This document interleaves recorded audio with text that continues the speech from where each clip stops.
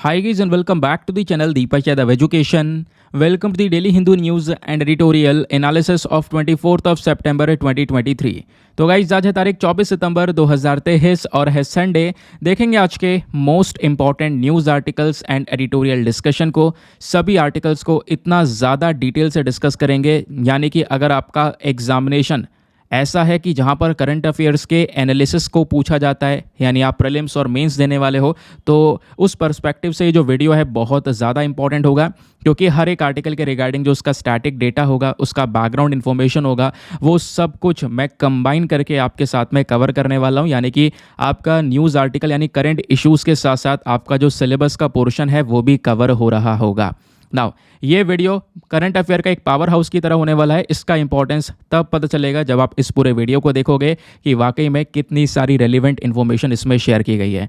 इस लेक्चर का पीडीएफ चाहिए तो सबसे पहले टेलीग्राम पर जाना है, वहाँ पे जाके सर्च बॉक्स में लिखना दीपक यादव एजुकेशन यूपीएससी, आपको ये टेलीग्राम चैनल मिल जाएगा। यहाँ से आप डेली बेसिस पे इस लेक्चर के पीडीएफ को डाउनलोड कर सकते हो। बाकी आपको पता होगा हमेशा की तरह हम लोग अपने लेक्चर को एक मैप के क्वेश्चन के साथ स्टार्ट करेंगे। तो आज आप सभी लोगों को मैप में जाकर देखना है वीरंगना दुर्गावती टाइगर रिजर्व को कहाँ पर है ये एग्जैक्टली लोकेटेड, इसको अच्छे से मैप में देखना। देन उसके बाद आकर नीचे कमेंट सेक्शन में टाइप करना, जिससे कि आप लोग इसको लंबे समय तक याद रख पाओगे। साथ ही साथ एक क्वेश्चन सॉल्व करेंगे जो कि यूपीएससी प्रीवियस ईयर साल 2015 के प्रीलिम्स में पूछा गया था। डेली बेसिस पे हम लोग यहाँ पर एक प्रीवियस ईयर क्वेश्चन को भी सॉल्व करते हैं। क्वेश्चन बहुत सिंपल सा है। क्या बोलता है, एक एरिया है जिसका नाम है गोलन हाइट। ये कभी कभी न्यूज़ में देखने को मिलता है। तो बताओ ये कौन से रीजन से रिलेटेड है, या इन चारों रीजन में कौन से रीजन में स्थित है ये Golan height. Option number A central Asia, B middle east, C south east Asia, या फिर डी सेंट्रल अफ्रीका। तो इसका सही आंसर सभी को नीचे कमेंट सेक्शन में देना है। एटलीस्ट सभी को उसमें पार्टिसिपेट करना है, जैसे मैं आप लोगों से डेली बेसिस पे बोलता हूँ। बाय द वे इसका जो करेक्ट आंसर है वो मैंने आपको टेलीग्राम पर प्रोवाइड करवा दिया है, वहाँ से भी आप इसको चेकआउट कर सकते हो। और अगर वहाँ पर आंसर नहीं मिलता है तो भी कोई परेशान होने की ज़रूरत नहीं है। वीडियो के लास्ट में इसके प्रॉपर आंसर के डिस्कशन को हम करने वाले हैं। नाउ आगे बढ़ते हैं दोस्तों, अपना पेन पेपर लेकर बैठ जाना, क्योंकि अब हम लोग अपने करंट अफेयर के सेशन की शुरुआत कर रहे हैं। और एक बात और, मुझसे काफ़ी सारे लोग पूछ रहे हैं कि सर मॉर्निंग वाला वीडियो जो है वो कहाँ पर आ रहा है। तो मॉर्निंग वाला वीडियो के लिए हम लोगों ने दोस्तों यूट्यूब पर एक और चैनल क्रिएट किया है, बैकअप चैनल है। तो प्लीज़ आप उसको भी जाकर सब्सक्राइब करके रखना, क्योंकि वहाँ पर भी आपको हेल्प मिलती रहेगी। जो इंडियन एक्सप्रेस का मॉर्निंग वाला वीडियो है वो उसी चैनल पर अपलोड हो रहा है। उस चैनल का नाम है दीपक यादव एजुकेशन प्लस, ठीक है। जो अर्थ है, अर्थ का लोगो लगा हुआ है, और ये ध्यान रखना प्लस वाले चैनल को सब्सक्राइब कर लेना है। दूसरी बात, अगर आपको वो चैनल ऑफिशियल चैनल को ज्वाइन करना है, क्योंकि कुछ फेक चैनल्स भी बन चुके हैं, ठीक है, तो वो वाला चैनल अगर आपने ज्वाइन करना है तो मेरे इस वाले चैनल पर जिस पे आप ये वीडियो देख रहे हो, इस पे जाने के बाद में इसको ओपन करना, एक चैनल का ऑप्शन आएगा, वहाँ से आप देख सकते हो। मैंने खुद यहाँ पे अपने दूसरे वाले चैनल को सब्सक्राइब कर रखा है, ठीक है। तो वहाँ पे आपके ये वीडियोस जो हैं डेली बेसिस पे अपलोड हो रहे हैं। तो आप प्लीज़, आप लोगों को इसलिए बताया जा रहा है क्योंकि यहाँ पर ये वाला जो चैनल है इस पर कुछ इश्यूज़ होने स्टार्ट हो चुके हैं, जैसे कॉपीराइट स्ट्राइक का मुद्दा आया। तो खैर वो भी मामला चल ही रहा है, इस वजह से हमें डिस्कशन का जो पैटर्न है वो चेंज करना पड़ा है। खैर डिस्कशन का पैटर्न और इफेक्टिव हो चुका है, लेकिन मैं आपको बताना चाहता हूँ कि प्लीज़ आप मुझसे जुड़े रहने के लिए एक बैकअप चैनल को वहाँ पे ज्वाइन कर सकते हो। उस बैकअप चैनल पे हम लोग डेली बेसिस पे अपना मॉर्निंग का 5 AM वाला वीडियो अपलोड कर रहे हैं। चलो, जैसे मैंने बोला, पेन पेपर लेकर बैठना, और कुछ बेसिक पॉइंट्स आपको बताता हुआ चलूँगा, कुछ रेलिवेंट टर्म्स वगैरह बताता हुआ चलूँगा, उसको यहाँ पर एक पेज में नोट डाउन कर लेना। बाकी पीडीएफ आपको मिलेगा, उससे आप रिविजन कर सकते हो। सबसे पहले देखते हैं आज के न्यूज़ डिस्कशन में हमें क्या क्या कवर करना है। नंबर फर्स्ट आर्टिकल में पहले मैं आपको बता दूं, हम द हिंदू के कुछ रेलिवेंट न्यूज़ आर्टिकल्स को कवर करेंगे।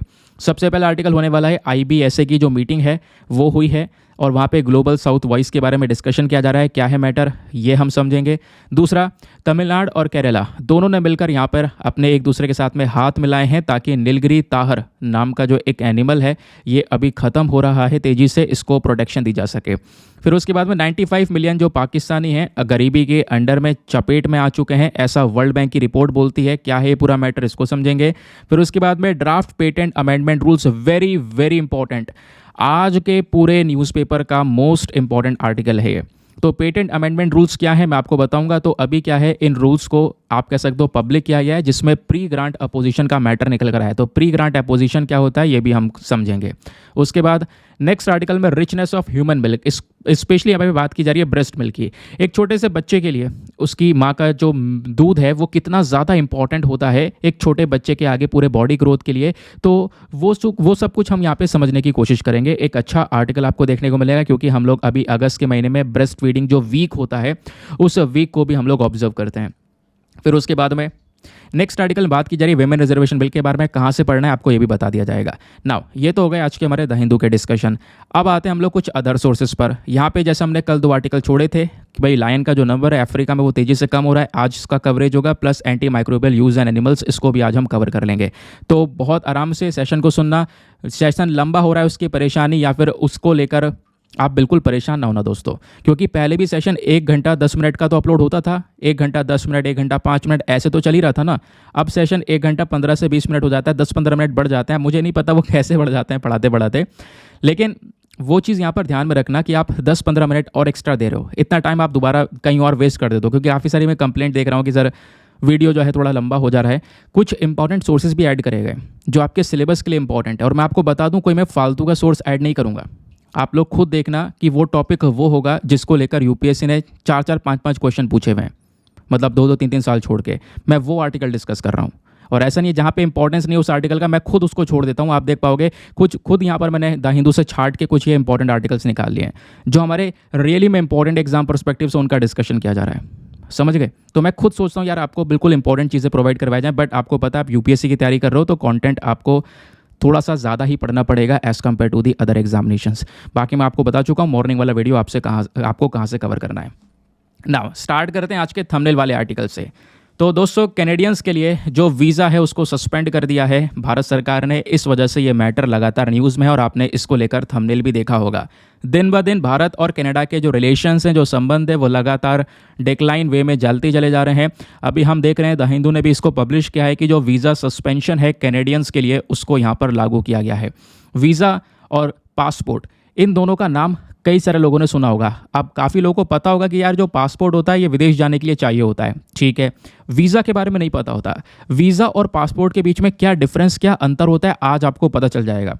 एग्जाम में कुछ भी क्वेश्चन आएगा आप आराम से हैंडल कर सकोगे। कुछ और चीज़ें भी आपको यहाँ पे पता चलती हुई चलेंगी, ठीक है।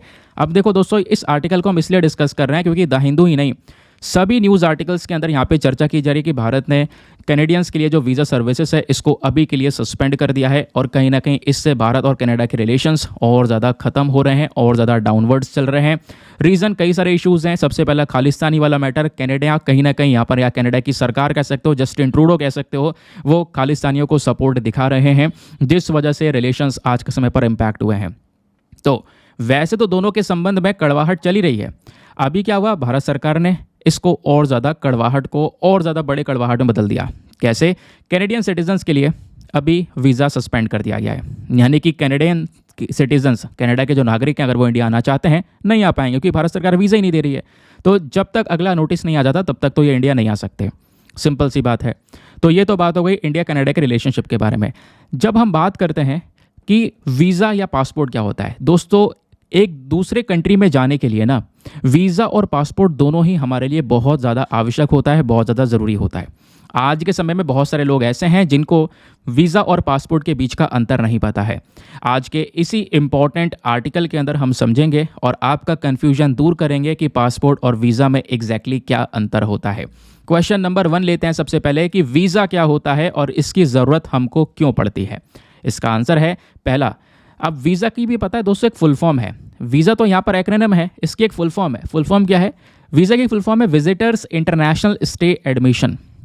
ये एक ऑफिशियल डॉक्यूमेंट होता है किसी दूसरे देश में एंट्री करने के लिए, और ये कुछ समय के लिए ऑलरेडी फिक्स्ड होता है।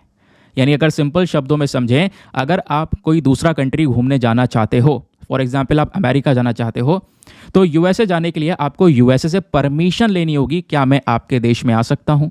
तो वो जो परमिशन है, मैं आपको एग्जाम्पल के तौर पर समझा रहा हूँ, जो परमिशन आप ले रहे हो वो यानी कि वीज़ा मांग रहे हो आप यूएसए से। समझ गए? तो जब आप अपना देश छोड़ रहे हो, दूसरे देश में जा रहे हो, तो जिस देश में जा रहे हो उस देश से वीज़ा लेना पड़ता है। ठीक है, ये बात आपने ध्यान में रखनी है। और वो जो वीज़ा है उसका एक टाइम पीरियड होता है कि भाई इतने साल के लिए, इतने महीने के लिए, और जैसे ही वो ख़त्म हो जाएगा उससे ख़त्म होने से पहले पहले आपको वो देश छोड़कर वापस अपने देश में आना पड़ेगा। समझ गए? आई होप आपको यहाँ पर ये बात क्लियर हो चुकी है। अब वीज़ा को लेकर दोस्तों कुछ इंपॉर्टेंट टर्म्स आती हैं, इंपॉर्टेंट चीज़ें आती हैं। जैसे एक इंसान को वीज़ा लेने के लिए यहाँ पर उसे ये बताना पड़ेगा कि आखिरकार उसको वीज़ा की ज़रूरत क्या है और कितना समय वो उस देश में रुकना चाहता है। ये सारी इन्फॉर्मेशन शेयर करनी पड़ेगी पहले। यानी कि मान लो अगर आप अमेरिका जाना चाहते हो तो आपको यूएसए की सरकार से वीज़ा मिलेगा। यहाँ पे भारत सरकार का कोई काम नहीं है, ठीक है, इस बात को ध्यान रखना। यानी कि हम लोग, जो हमारा देश है वो आपको पासपोर्ट देने का काम करेगा बस, लेकिन आगे आप जिस देश में जा रहे हो उस देश की परमिशन चाहिए होगी आपसे, तो उस देश की जो परमिशन उसको वीज़ा फॉर्म में आप देख सकते हो, तो उससे आप वीज़ा मांगोगे तब जाकर यहाँ पर आप इधर से इंडिया से जा पाओगे उस कंट्री में। और वीज़ा के लिए बेसिकली क्या होता है ना, एक जो स्टाम्प होता है वो आपके पासपोर्ट के ऊपर ही लगा दिया जाता है, पासपोर्ट के ऊपर ही चेक कर दिया जाता है। ये जो पासपोर्ट है ना इसके ऊपर पेस्ट कर देते हैं एक वीज़ा स्टाम्प को। समझ गए? वीज़ा आपको मिल गया। जब आपको वीज़ा मिल जाता है तब की बात कर रहा हूँ। जैसे मिल गया, स्टाम्प लग गया, अब आप सीधा यूएसए जा सकते हो या किसी भी कंट्री में जा सकते हो जहाँ पर वीज़ा की रिक्वायरमेंट है। अब क्वेश्चन यहाँ पर यह है, वीज़ा अलग अलग प्रकार के होते हैं दोस्तों। हर एक देश के अपने अपने नियम हैं वीज़ा को लेकर। जैसे इंडिया के अंदर में 10 प्रकार के वीज़ा होते हैं, क्योंकि हम इंडिया में रहते हैं तो हम यहाँ पर इंडिया के वीज़ा के बारे में बात करेंगे। हम यूपीएससी के एग्जामिनेशन की तैयारी कर रहे हैं तो यहाँ पर आपसे यूपीएससी के पर्सपेक्टिव से, स्पेशली इंडिया के पर्सपेक्टिव से पूछा जा सकता है। अब बात करें 10 प्रकार के वीज़ा कौन से होते हैं। सबसे पहला होता है टूरिस्ट वीज़ा। अब नाम से पता चल रहा है, देखो जो यहाँ पर टूरिस्ट वीज़ा है, ऑब्वियस सी बात है ये टूरिस्ट को दिया जाता है। यानी आप किसी देश में घूमने जाना चाहते हो थोड़े समय के लिए, अपना वैकेशन पे जाना चाह रहे हो तो उसके लिए आपको टूरिस्ट वीज़ा मिलता है। इससे आप ये नहीं हो सकता कि आप किसी दूसरे देश में जाके कॉलेज में एडमिशन ले सको या किसी दूसरे पर्टिकुलर एक्टिविटी में इन्वॉल्व हो सको, नहीं, केवल आप घूमने गए हो तो एज अ टूरिस्ट के लिए आपको वो वीज़ा दिया जाता है। फिर एक होता है दूसरा ट्रांजिट वीज़ा। ट्रांजिट वीज़ा दोस्तों तब दिया जाता है जब आप किसी तीसरे देश से गुजर रहे हो। अब यहाँ पर मान लो कि आपको कनाडा जाना है अब बात कनाडा की आ गई। अब कनाडा जा नहीं रहे हो, वैसे मैं आपको बता रहा हूँ कि सपोज़ यहाँ पे आपको कनाडा जाना है तो आपकी जो फ्लाइट है वो दुबई से होके जाएगी, तो आपको क्या करना पड़ेगा, ट्रांजिट वीज़ा लेना पड़ेगा दुबई के लिए। ठीक है, तो ट्रांजिट वीज़ा तब दिया जाता है जब आप एक तीसरे कंट्री के थ्रू गुजर रहे हो या तीसरे कंट्री के थ्रू यहाँ पर निकल रहे हो अपने डेस्टिनेशन की तरफ। फिर तीसरा प्रकार का होता है बिजनेस वीज़ा। 2 हो गए ना, हाँ ठीक है। थर्ड होता है बिजनेस वीज़ा। ऑब्वियसली बात है यहाँ पर जो बिजनेस ऑफिशियल्स होते हैं, ऑफिशियल वर्क के लिए जो जाते हैं उनको यहाँ पर, यानी कि जिनको जॉब की रिक्वायरमेंट होती है उनको यहाँ पर ये बिजनेस वीज़ा दिया जाता है। फिर होता है एक पार्टनर वीज़ा। ये थोड़ा इंटरेस्टिंग है। आप पार्टनर वीज़ा क्या है कि मान लो आपका दोस्त या आपका कोई और पार्टनर जो है किसी दूसरे देश में रह रहा है और वो आपको इनवाइट करना चाहता है, ठीक है, तो यहाँ पर उसको क्या करना पड़ेगा, एक पार्टनर वीज़ा लेना पड़ेगा। समझ गए? तो ये यहाँ पर पार्टनर वीज़ा का पूरा प्रोसेस आपको देखने को मिलेगा। नाउ आगे आते हैं। अब उसके बाद आता है जर्नलिस्ट वीज़ा। अगर एक जर्नलिस्ट को विदेश जाना है तो उसको जर्नलिस्ट वीज़ा लेना पड़ता है, लेकिन शर्त यहाँ पर यह है कि जो जर्नलिस्ट हैं उनको कहीं ना कहीं एक न्यूज़ ऑर्गेनाइजेशन के साथ में रिलेटेड होना चाहिए। फिर आता है एक marriage visa. Marriage visa basically यहाँ पर ये भी, इसकी एक टाइम लिमिट होती है। यानी जब कोई पर्सन आपसे शादी करना चाहता हो और उसका जो पार्टनर है ना, उस पर्सन का जो पार्टनर है वो यहाँ पर दूसरे देश में रह रहा है, तो उसको यहाँ पर मैरिज वीज़ा के लिए अप्लाई करना पड़ेगा थोड़े समय के लिए। टाइम लिमिट के लिए यहाँ पर इस जो ये मैरिज वीज़ा है वो यहाँ पर दिया जाता है। आई होप आपको ये बात भी क्लियर हो चुकी है ना। फिर उसके बाद में आता है इमिग्रेंट वीज़ा। जब एक पर्सन किसी दूसरे देश में हमेशा हमेशा के लिए परमानेंटली सेटल होना चाहता है देन उसको इमिग्रेंट वीज़ा चाहिए होता है। और इमिग्रेंट वीज़ा मिलना इतना आसान नहीं होता, इसका प्रोसेस भी लंबा होता है, प्लस ये मिल पाना थोड़ा सा जटिल मुद्दा हो जाता है, थोड़ा कॉम्प्लेक्स प्रोसेस हो जाता है। फिर आता है वीज़ा ऑन अराइवल। ये थोड़ा इंटरेस्टिंग है, इंपॉर्टेंट है दोस्तों। पता है ऐसा नहीं है कि यहाँ पे अगर आप इंडिया से जाना चाहो तो हर एक देश में वीज़ा चाहिए। अब कुछ वीज़ा होते हैं वीज़ा ऑन अराइवल। देखो कुछ तो होते हैं कि आपको पहले से वीज़ा लेना पड़ेगा, उसके बाद जाकर आप फ्लाइट से जाके उस देश में जा सकते हो। कुछ कंट्रीज़ ऐसी होती हैं जो कि वीज़ा ऑन अराइवल को अलाउ करती हैं, यानी वो ज़्यादा स्ट्रिक्ट नहीं होती हैं वीज़ा को लेकर। आप केवल उस देश में गए, जाने के बाद वहाँ पे लैंड करें और एयरपोर्ट पे हाथों हाथ आपने वीज़ा ले लिया और सीधा आपको एंट्री मिल गई उस कंट्री के अंदर में। ठीक है, तो वो होता है वीज़ा ऑन अराइवल, नाम से पता चल रहा है। फिर एक होता है डिप्लोमेटिक वीज़ा। ये हमारे लिए नहीं है, ये केवल और केवल डिप्लोमेट्स के लिए आपको देखने को मिल जाता है। ठीक है, तो ये डिप्लोमेट्स के पास में अगर डिप्लोमेटिक पासपोर्ट होगा तो उनके लिए यहाँ पर ये वीज़ा है, क्योंकि डिप्लोमेटिक पासपोर्ट भी अलग होता है। अभी पासपोर्ट के बारे में भी आपको बताऊंगा। फिर लास्ट में आता है हमारा स्टूडेंट वीज़ा। ये 10वां वीज़ा है, स्टूडेंट वीज़ा। अब कोई जो बच्चा है वो बाहर पढ़ाई करने के लिए जाता है, स्टडी करने के लिए जाता है विदेश में, तो सरकार यहाँ पर उसको एक परमिट देती है, ठीक है। और यहाँ पर आप कह सकते हो बोलती है कि भाई आप आ सकते हो वहाँ पे पढ़ाई करने के लिए, तो सरकार उधर से वीज़ा देती है दूसरे कंट्री की, है ना। तो यहाँ पर उसको हम लोग स्टडी वीज़ा बोलते हैं, सिंपल सी बात है। तो 10 प्रकार के वीज़ा हो गए, फटाफट रिकॉल करते हैं। Tourist, transit, business, partner, journalist, marriage, immigrant, visa on arrival, उसके बाद डिप्लोमेटिक और स्टूडेंट वीज़ा, ठीक है। ये आपको 10 वीज़ाज देखने को मिल जाते हैं। अब आती है बात यहाँ पर पासपोर्ट की। अब ये जो पासपोर्ट है ये कौन इशू करता है और कहाँ पे इसका यूज़ होता है, ये थोड़ा डिस्कस करते हैं, तो तब दोनों के बीच का डिफरेंस आपको क्लियर होगा। दोस्तों, पासपोर्ट जो होता है ये एक आइडेंटिटी कार्ड है, एक पर्सन की पहचान है, ठीक है। एक मेन सर्टिफिकेट या डॉक्यूमेंट है जो कि आपकी पहचान करेगा जब आप विदेश में जा रहे होंगे तब।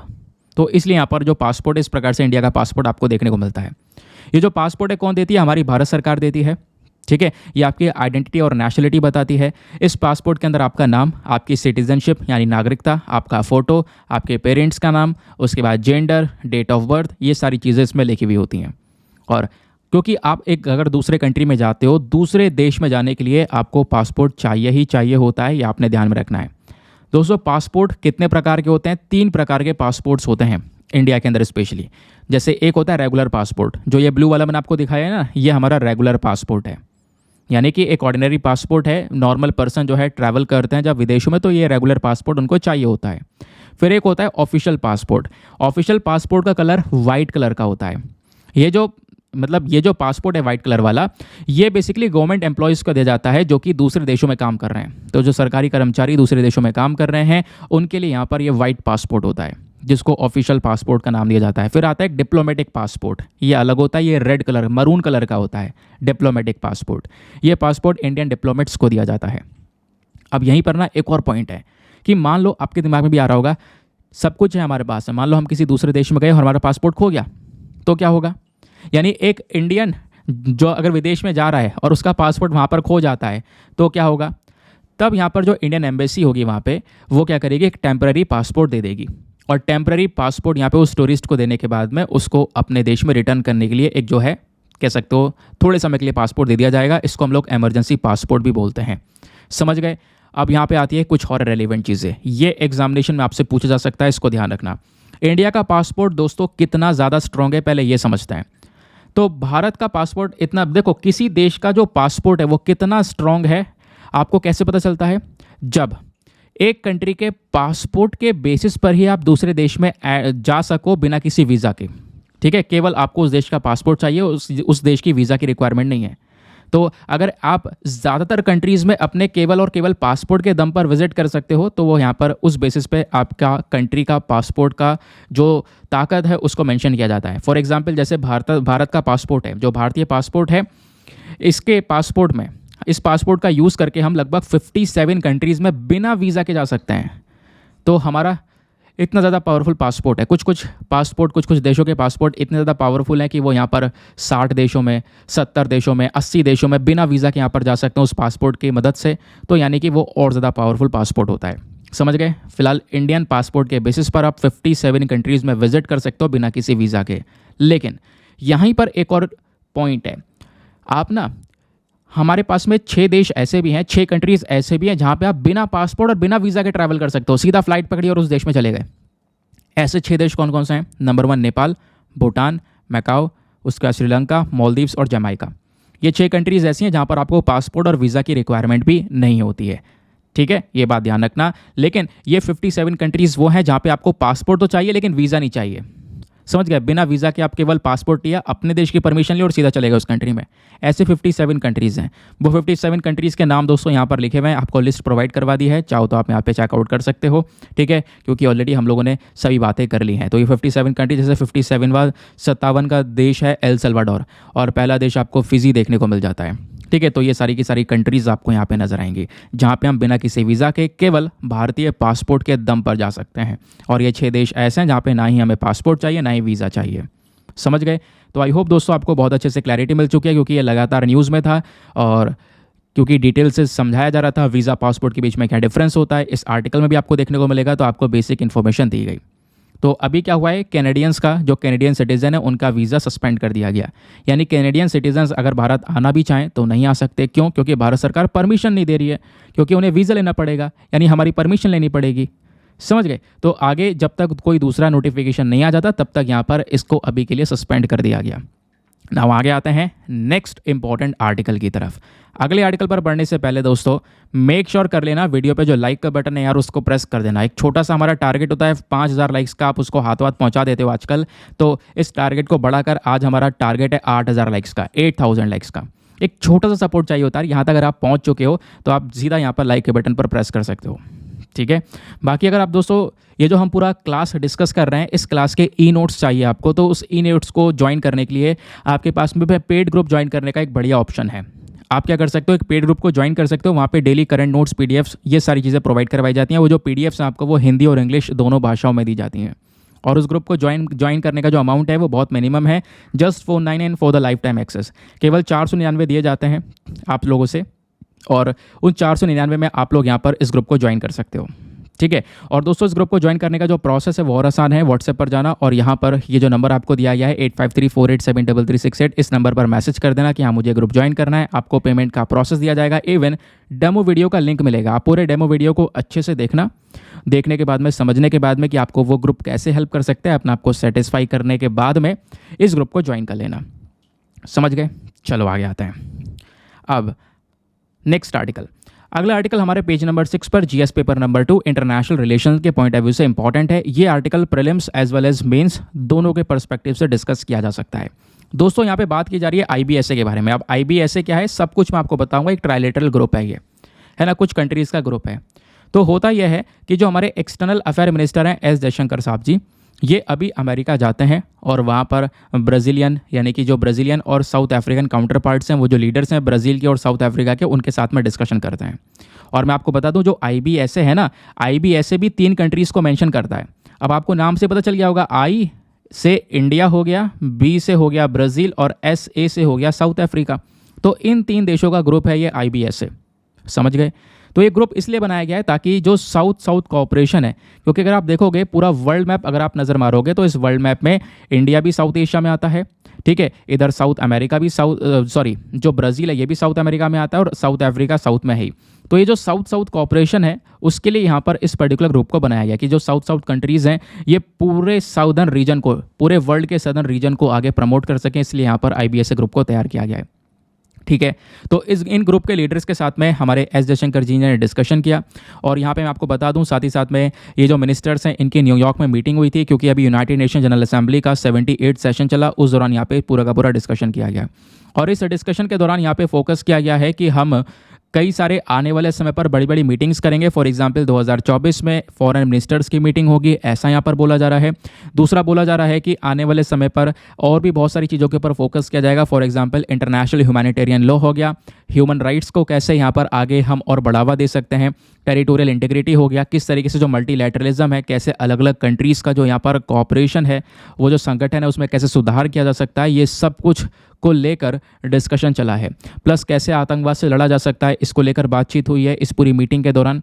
इस वजह से ये डिस्कशन हुए। और ये जो आईबीएसए की मीटिंग थी इसके बाद में कुछ बायलैटरल मीटिंग्स भी हुई हैं। यानी इन मीटिंग्स के अलावा जैसे कि यहाँ पे आप देख सकते हो कि जो भारत के एक्सटर्नल अफेयर मिनिस्टर हैं इन्होंने क्वाड के साथ में और साथ ही साथ में आईबीएसए के साथ में मीटिंग की। उस ग्रुप के अलावा ऑस्ट्रेलिया के साथ में अलग से डिस्कशन चला, बहरीन के साथ में डिस्कशन चला, जापान के साथ में डिस्कशन चला, साथ ही साथ में यूनाइटेड किंगडम के साथ में भी अलग से कुछ बातचीत की गई है। समझ गए? तो ये तो हो गया हमारा पूरा न्यूज़ आर्टिकल। और मैं आपको बता दूं यूपीएससी के पर्सपेक्टिव से जो न्यूज़ होती हैं, न्यूज़ इतनी इंपॉर्टेंट नहीं होती हैं जितना अब जो मैं आपको बताऊंगा वो इंपॉर्टेंट है। तो इस पूरे आर्टिकल में से आपको क्या समझ में आ रहा है कि सर मैं क्या पढ़ना चाहिए? एग्जाम में तो कुछ बनेगा नहीं बनेगा हमें नहीं पता, अगर आपने सिलेबस पढ़ा है तो पता होगा।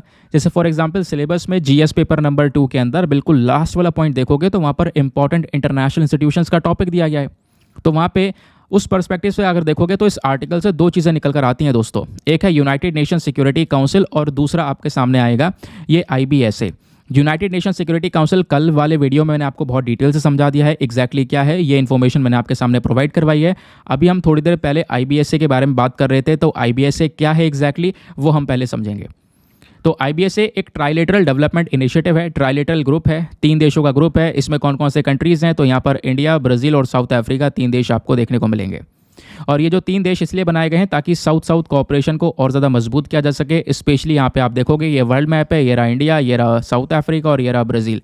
तो ये पूरे वर्ल्ड में ये जो सदर्न रीजन है, इस पूरे सदर्न रीजन में कोऑपरेट किया जा सके, इस रीजन को थोड़ा और आगे लेकर जा सके।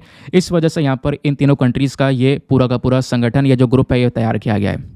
ये ग्रुप बना कैसे? क्योंकि ऐसे भी क्वेश्चन बनते हैं। तो दोस्तों, जो IBSA ग्रुप बना है ना, ये बात है 2003 की।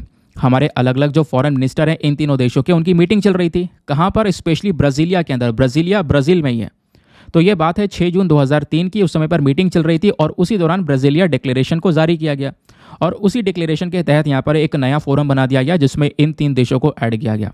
और आज ये 3 देश साथ में मिलकर अलग अलग पर्सपेक्टिव से कोलैबोरेट करते हैं। फॉर एग्जांपल, इन तीनों देशों के बीच में जॉइंट नेवल एक्सरसाइज भी होती है, यानी इन तीनों देशों की जो नेवी है वो आपस में मिलकर अभ्यास भी करती हैं। उस अभ्यास का नाम क्या है? तो उसका नाम है IB समर। ठीक है, IB समर यानी IBSA मैरीटाइम एक्सरसाइज।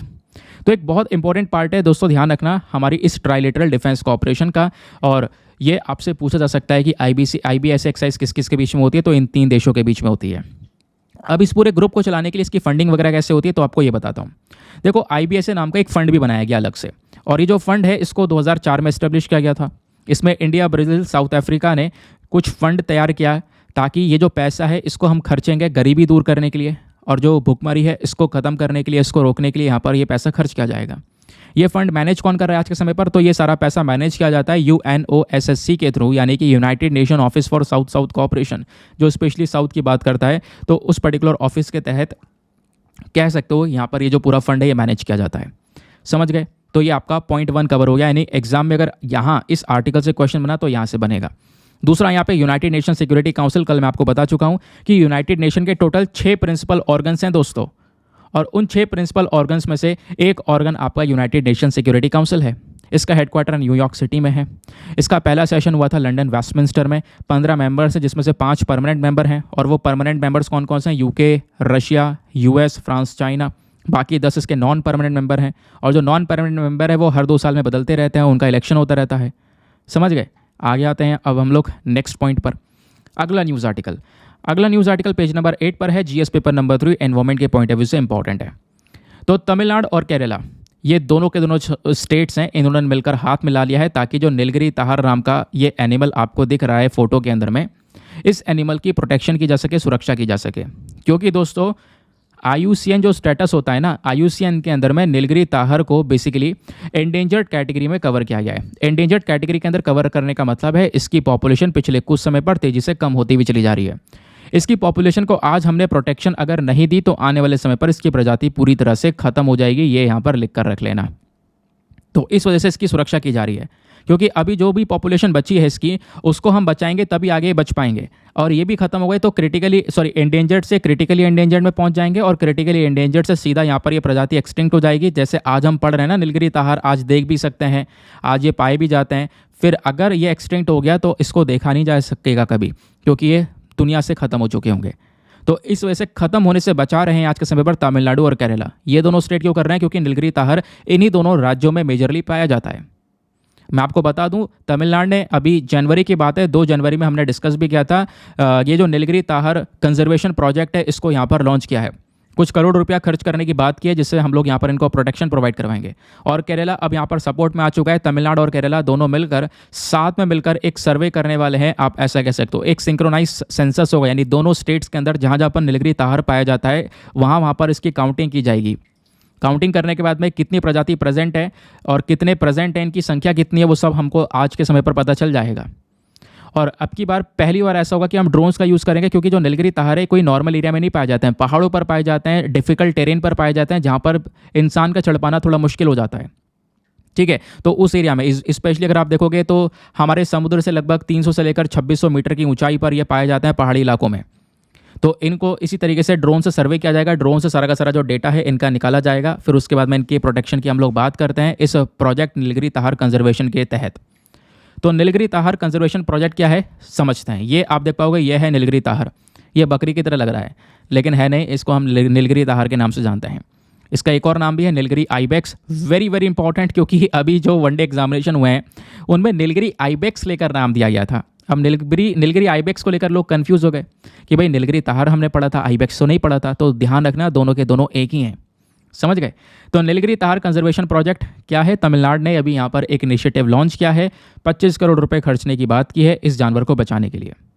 ये क्योंकि ये जानवर अभी IUCN में एंडेंजर्ड कैटेगरी में है, जैसे मैंने आपको बताया काफ़ी ज़्यादा खतरे में है।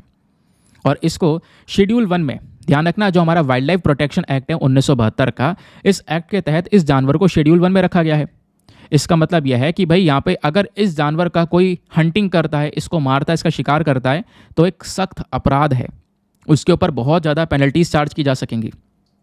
अब यहाँ पर ये जो नीलगिरी ताहर है दोस्तों, इसके जो एडल्ट मेल्स हैं, ठीक है, जो मेल वाली स्पीशी है ताहर की, ये ना, इनका थोड़ा सा लाइट ग्रे कलर भी आपको इनके ऊपर देखने को मिलेगा। इनकी बैक के ऊपर लाइट ग्रे कलर है, जिस वजह से यहाँ पर इनको हम सैडल बैक के नाम से भी जानते हैं।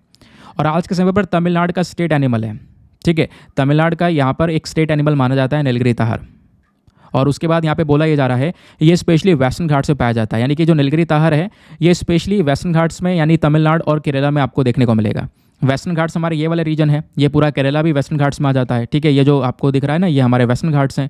ये स्पेशली जो ग्रीन ग्रीन वाले एरियाज दिख रहे हैं, जो जंगल हैं, ये सब वेस्टर्न घाट्स के जंगल हैं, समझ गए। ईस्टर्न घाट वाले जंगल इधर की साइड में, ऑब्वियस सी बात है, ये वाला वेस्ट हो गया, ये वाला ईस्ट हो गया।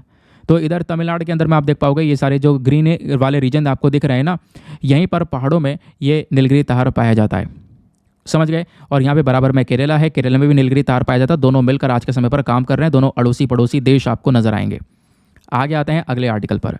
पेज नंबर 9 पर एक आर्टिकल है जहाँ पे बात करी जा रही है 95 मिलियन पाकिस्तानीज आज के समय पर गरीबी की चपेट में है, ऐसा वर्ल्ड बैंक ने यहाँ पर बोला है। तो वर्ल्ड बैंक भी आज के समय पर पाकिस्तान की खूब ज़्यादा खींच रहा है। मैं आपको बताता हूँ एग्जैक्टली क्या हुआ है। इस आर्टिकल को GS पेपर नंबर 2 के पॉइंट ऑफ व्यू से, स्पेशली इंटरनेशनल रिलेशंस के पॉइंट ऑफ व्यू से आप लिंक कर पाओगे। तो पाकिस्तान में जो गरीबी है वो 39.4% से भी ज़्यादा हो चुकी है पिछले साल। और बोला जा रहा है कि 12.5 मिलियन से ज़्यादा लोग ऐसे हैं जो कि अभी पुअर इकोनॉमिक कंडीशन, यानी गरीबी की चपेट से भी 72 स्टेट में आज के समय पर वो देखने को मिलेंगे, समझ गए। तो गरीबी जो है पाकिस्तान में वो पिछले एक साल में तेज़ी से बढ़ी है। पिछले साल 34.2% थी, इस समय बढ़कर 39.4% हो चुकी है। जो लोगों की इनकम है, पर डे इनकम, वो बहुत ही ज़्यादा कम हो चुकी है। तो वर्ल्ड बैंक ने, पता है, एक चेतावनी दी है पाकिस्तान को। बोला है कि भाई आप जो भी पैसा खर्च कर रहे हो सोच समझ के खर्च करना। आप पैसा खर्च कर रहे हो ठीक है, लेकिन ध्यान रखना अपना जो आपका वेस्टफुल एक्सपेंडिचर है, जहाँ पर आपको कोई फ़ायदा नहीं होगा, उसको बचा लो, नहीं तो फिर आने वाले समय पर आपकी इकोनॉमी बहुत बुरी तरह से सफ़र करने वाली है। तो एक सीधा सीधा यहाँ पर चेतावनी इधर वर्ल्ड बैंक की साइड से जारी कर दी गई है। तो कहोगे हमें एग्जामिनेशन के लिए क्या पढ़ना है, आर्टिकल नॉट इंपॉर्टेंट, न्यूज़ होती है भाई, ये खबर पढ़नी है आपने कि भाई आज की खबर ये है। एग्जाम में क्या पूछा जाएगा, एग्जाम में आपके लिए सीधा वर्ल्ड बैंक बहुत इंपॉर्टेंट है। और कई सारे क्वेश्चंस अलग अलग एग्जामिनेशंस में वर्ल्ड बैंक को लेकर पूछे गए। ये 2 फोटो आपको स्क्रीन पर दिख रहे होंगे, इन दोनों फोटो में आपका वर्ल्ड बैंक का पूरा टॉपिक कवर हो जाएगा। सबसे पहला, वर्ल्ड बैंक का हेडक्वार्टर कहाँ पर है, तो इसका हेडक्वार्टर है वॉशिंगटन DC, यानी अमेरिका के अंदर में। दोस्तों वर्ल्ड बैंक बना कैसे, स्टार्टिंग में देखो बात है ये जुलाई 1944 की। 1944 में जो ब्रेटन वुड्स नाम की जगह है USA में, वहाँ पर ब्रेटन वुड्स कॉन्फ्रेंस चला, एक मीटिंग चली। और इस मीटिंग के दौरान क्या होता है, 2 अलग अलग बॉडीज़ बनाई जाती हैं, इंटरनेशनल ऑर्गेनाइजेशंस बनाई जाती हैं, अंतर्राष्ट्रीय संगठन बनाए जाते हैं। एक का नाम था international bank for reconstruction and development, जिसको हम IBRD के नाम से जानते हैं, और दूसरा बनाया गया इंटरनेशनल मॉनेटरी फंड, जो कि आज भी काम करता है। तो ये 2 बॉडीज़ यहाँ पे अलग अलग बनाई गई उस दौरान 1944 में। अब क्या होता है, जैसे जैसे साल बीतते हैं, थोड़े थोड़े सालों बाद जो ये IBRD नाम वाली बॉडी, क्योंकि इंटरनेशनल मॉनेटरी फंड तो अभी भी इंटरनेशनल मॉनेटरी फंड है, IMF है वो, लेकिन जो IBRD है दोस्तों, international bank for reconstruction and development, इसको वर्ल्ड बैंक के अंदर में बदल दिया गया। तो ये यहाँ पर वर्ल्ड बैंक ग्रुप में बदल गया। और आज के समय पर कई सारे जो मेंबर्स, जो IMF के मेंबर हैं, वो यहाँ पर वर्ल्ड बैंक के मेंबर भी हैं। और मैं आपको बता दूं, एक देश को अगर वर्ल्ड बैंक का मेंबर बनना है तो उसको पहले इंटरनेशनल मॉनेटरी फंड का मेंबर भी बनना पड़ेगा, ठीक है। और जो वर्ल्ड बैंक ग्रुप है, इसके अलग अलग 5 छोटे छोटे ग्रुप्स हैं। जैसे एक ग्रुप है IBRD, यानी international bank for reconstruction and development, जिसके बारे में अभी हमने पढ़ा। दूसरा है IDA, that is international development association. दोस्तों ये जो दोनों के दोनों ग्रुप्स हैं ना, इन दोनों ही ग्रुप को आप कंबाइन कर दोगे, जोड़ दोगे, तो इन दोनों को जोड़ के क्या बनता है, हमारा पूरा वर्ल्ड बैंक बनता है। These 2 together known as World Bank, ये आपने ध्यान में रखना है। इसके अलावा कुछ और बॉडीज़ हैं, वो आपको पढ़ने की आवश्यकता नहीं है। ऊपर की 2 बॉडीज़ के बारे में ध्यान रखना। नाउ आते हैं नेक्स्ट आर्टिकल पर। ये बेसिकली आज का हमारा एडिटोरियल भी आप कह सकते हो। जीएस पेपर नंबर 3 इकोनॉमी के पॉइंट ऑफ व्यू से बहुत ज़्यादा इंपॉर्टेंट है। पेज नंबर 10 पर ये आर्टिकल प्रेजेंट है। ये हमारा साइंस एंड टेक वाले पेज पर प्रेजेंट है, तो उसको बहुत ध्यान से सुनते हुए चलना। समझते हैं क्या है एग्जैक्ट मैटर। तो बात की जा रही है दोस्तों प्री ग्रांट ओपोजिशन के बारे में, स्पेशली पेटेंट अमेंडमेंट रूल्स को लेकर। मैटर क्या मैं आपको समझाता हूँ। देखो क्या होता है पेटेंट क्या होता है, जैसे कॉपीराइट्स होते हैं वैसे पेटेंट होता है। तो पेटेंट को लेकर कुछ संशोधन किया गया। पुराना वाला जो एक्ट था, पुराना वाला कानून था, उसमें कुछ बदलाव किया गया और वो जो अमेंडमेंट रूल्स है वो पब्लिकली अवेलेबल करवाए 23 अगस्त को इस साल। इसकी वजह से एकदम से भूचाल मच गया मार्केट के अंदर। क्यों? क्योंकि इस पेटेंट के अंदर में प्री ग्रांट ओपोजिशन को एक बहुत ज़्यादा बढ़ावा दिया जा रहा है, जो कि नहीं देना चाहिए था। क्योंकि अगर प्री ग्रांट ओपोजिशन को आप वैल्यू देते हो तो कहीं ना कहीं पेटेंट मिलने में देरी हो जाएगी और इसकी वजह से इंडिया काफ़ी पीछे रह जाएगा, जैसे आज के समय पर हो भी रहा है। क्योंकि various countries, for example China हो गया, यूएसए हो गया दोस्तों, इन सभी देशों के अंदर में ढेर सारे पेटेंट्स दिए जाते हैं हर साल as compare to the India में हर साल बहुत कम पेटेंट्स दिए जाते हैं। अब पहले मैं आपको दोस्तों एक पॉइंट समझा देता हूँ कि आखिरकार ये जो पेटेंट्स है ये होते क्या हैं। उसके बाद आपको चीज़ों को समझने में आसानी भी होगी और मज़ा भी आएगा।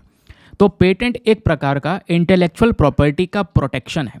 कहोगे यार अभी तो पेटेंट ही समझ में नहीं आ रहा था, अब ये आईपी आ गया। इंटेलेक्चुअल प्रॉपर्टी क्या होता है दोस्तों? इंटेलेक्चुअल प्रॉपर्टी वो चीज़ होती है जैसे आपने कुछ नया इनोवेशन किया, जैसे फॉर एग्जांपल यहाँ पे आपने कोई किताब लिखी या कुछ आपका नया इन्वेंशन है, तो आप उस पर क्या करोगे? ऑब्वियस सी बात है, एक प्रोटेक्शन मांगोगे। यार ऐसा ना हो कि मेहनत मेरी है और इसका क्रेडिट कोई दूसरा ले ले, दूसरा कहने लगे कि यार मैंने ही किताब लिखी है या मैंने ये इन्वेंशन किया है, क्योंकि आपको कोई प्रोटेक्शन मिली नहीं थी उस इन्वेंशन को लेकर। तो उसके लिए यहाँ पर क्या होता है, ये पेटेंट्स, कॉपीराइट, इस प्रकार की चीज़ें ली जाती हैं। तो इंटेलेक्चुअल प्रॉपर्टी राइट मतलब ये होता है दोस्तों कि आपका जो प्रॉपर्टी है ना, उसकी प्रोटेक्शन करवाई जाती है इन पर्टिकुलर राइट्स के तहत। और उस राइट्स में आपको क्या क्या दिया जाता है? पेटेंट्स। यानी कि फॉर एग्जांपल आपका कोई नया इनोवेशन, आपने कोई नया आविष्कार किया है, कोई नई दवाई बनाई है, तो उस दवाई पर क्या करोगे? आप सीधा पेटेंट ले लोगे। और पेटेंट लेने का मतलब है भाई आने वाले 20 साल तक तो कोई इसको कॉपी कर ही नहीं सकता। कॉपी कर लिया तो उस पर सीधा केस ठोक दूंगा, समझ गए? उसको अगर वो मेरा लॉस करेगा तो उसको भुगतान करना पड़ेगा। तो पेटेंट का ये मतलब है, यानी आपने अपने सामान को सुरक्षित कर लिया उस पर पेटेंट लेकर। इसी प्रकार के कॉपीराइट्स होते हैं भाई, यहाँ पर आपका सामान कोई दूसरा कॉपी ना कर सके, आपका कंटेंट कोई कॉपी ना कर सके, इस चक्कर में आप कॉपीराइट लेते हो। फिर आता है ट्रेडमार्क यानी कि आपका लोगो हो गया। जैसे फॉर एग्जांपल यहाँ पर ये दीपा यादव एजुकेशन का लोगो आपको स्क्रीन पर दिख रहा होगा, इस पर मैंने ट्रेडमार्क लिया है, तो क्या होगा? अब ये लोगो कोई दूसरा कॉपी नहीं कर सकेगा।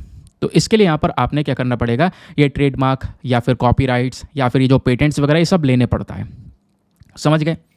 अब बात है यहाँ पर कि सर क्वेश्चन ये है कि आखिरकार हमें इन की ज़रूरत क्यों पड़ती है? ज़रूरत ये पड़ती है, नंबर 1 पॉइंट, इससे इनोवेशन बढ़ेगा दोस्तों देश के अंदर में। क्योंकि आपके इनोवेशन को अगर सुरक्षा नहीं मिलेगी, आपने एक नया इन्वेंशन किया, दूसरे ने कॉपी करके अपना दिखा दिया, क्या आप अगली बार हिम्मत करोगे दूसरा इनोवेशन करने की? नहीं। तो इससे क्या होगा? इससे एक प्रोटेक्शन जब मिलेगी तो इससे इनोवेशन इंक्रीज होंगे, दूसरा इकोनॉमिक ग्रोथ होगी, नए नए आविष्कार होंगे, तो ऑब्वियस सी बात है वो सब इकोनॉमी में कंट्रीब्यूट होगा। तीसरा, जो हमारे क्रिएटर्स हैं उनके जो राइट्स हैं, उनके जो हक हैं, उनकी प्रोटेक्शन दे सकेंगे। चौथा, बिजनेस करना देश में आसान हो सकेगा। तो ये सारे के सारे यहाँ पर इसके ज़रूरतें हैं, इस वजह से हमें ये काम करना पड़ता है। इस वजह से यहाँ पे हम लोग पेटेंट्स, कॉपीराइट, ट्रेडमार्क्स का डिस्कशन करते हैं। तो पेटेंट भी एक प्रकार का आपका प्रोटेक्शन देने वाला राइट है, आपको प्रोटेक्शन दे रहा है, ठीक है, आपको यहाँ पे बचा रहा है, आपके कंटेंट को बचा रहा है। लेकिन पेटेंट लेने के लिए यहाँ पे आपको मैं अगर बताऊँ तो कुछ इन्फॉर्मेशन आपको पब्लिकली डिस्क्लोज करनी पड़ती है। उसके बाद आपको आपके सामान के ऊपर पेटेंट दिया जाता है, फिर आप उस पेटेंट का यूज़ कर सकते हो। क्वेश्चन ये है कि ये पेटेंट कब तक रहेगा? क्या ज़िंदगी भर तक रहेगा? नहीं। इंडिया में हर एक पेटेंट का जो एक टर्म है वो है 20 साल। यानी सपोज़ आज आपने अपने नई किताब के ऊपर या फिर नई मेडिसिन आपने बनाई, उसके ऊपर पेटेंट ले लिया, किताब के ऊपर कॉपीराइट आएगा। वैसे यहाँ पर आपने फॉर एग्जांपल कुछ नया इनोवेशन किया, उस पर आपने पेटेंट ले लिया, तो वो जो पेटेंट है दोस्तों वो आने वाले 20 साल तक रहेगा। और वो 20 साल बाद यहाँ पर उसके बाद रिटायर हो जाएगा, वो पेटेंट वाला जो कॉन्सेप्ट है वो उसका ख़त्म हो जाएगा, समझ गए? तो ये यहाँ पर आपको टर्म देखने को मिल जाता है। अब बात करते हैं यहाँ पर कि सर ये प्री ग्रांट अपोजिशन क्या है? क्योंकि यहाँ पे क्या हो रहा है कि दोस्तों अभी पेटेंट जो पुराना वाला एक्ट था उसके अंदर संशोधन किया गया, कुछ बदलाव किया गया और एक नया ड्राफ्ट अमेंडमेंट रूल को लेकर आया गया। अब बोला जा रहा है इसमें चिंता वाली बात यह है कि जो नए अमेंडमेंट, नए संशोधन किए जा रहे हैं ना, इसकी ज़रूरत नहीं थी। यह बिना ज़रूरत की दिक्कत है, यह बिना ज़रूरत की प्रॉब्लम है हमारे सामने। क्योंकि आज जो पेटेंट एक्ट है वो ज़्यादा वैल्यू नहीं देता प्री ग्रांट अपोजिशन को, लेकिन अब जिस तरीके से चेंजेस करे जा रहे हैं लॉ के अंदर में, जो ड्राफ्ट हमारे सामने रखा गया है उसके तहत बोला जा रहा है कि एक कंट्रोलर यहाँ पे रख दिया जाएगा। एक कंट्रोलर होगा जो कि यहाँ पर प्री ग्रांट अपोजिशन को अलाउ भी करेगा और उसके मेंटेबिलिटी को चेक भी करेगा। यानी अब से प्री ग्रांट अपोजिशन के ऊपर एक स्पेशल फोकस दिया जाने वाला है हमारे पेटेंट वाले कानून में। तो कहोगे सर इसका दिक्कत क्या हो गई, प्रॉब्लम क्या हो गई? तो प्री ग्रांट अपोजिशन क्या होता है ये अगर आप समझ गए तो आपको मैटर पूरा समझ में आ जाएगा। दोस्तों, प्री ग्रांट अपोजिशन अक्सर कब स्टार्ट होता है? क्योंकि मान लो सपोज आप अपना एक सामान, आपने दवाई का आविष्कार किया, गए यहाँ पर आप पेटेंट ऑफिस में उसके ऊपर पेटेंट लेने के लिए, आपने सब कुछ एप्लीकेशन डाल दिया है। अब क्या होगा, जो आपका पेटेंट एप्लीकेशन है वो कंप्लीट हो जाएगा सक्सेसफुली, बिल्कुल पॉजिटिव रिजल्ट है, सब कुछ बढ़िया है, बस आप खुश हो गए यार मेरे को पेटेंट मिलने वाला है, आगे 20 साल तक मेरी दवाई प्रोटेक्शन में रहेगी, मोनोपोली खेलूंगा मैं, यानी एक अकेला विक्रेता हूँगा मैं इस दवाई का, कोई दूसरा इसको कॉपी नहीं कर सकेगा। ठीक है, तो इस प्रकार का यहाँ पर एक पॉजिटिव रिजल्ट मिल जाता है।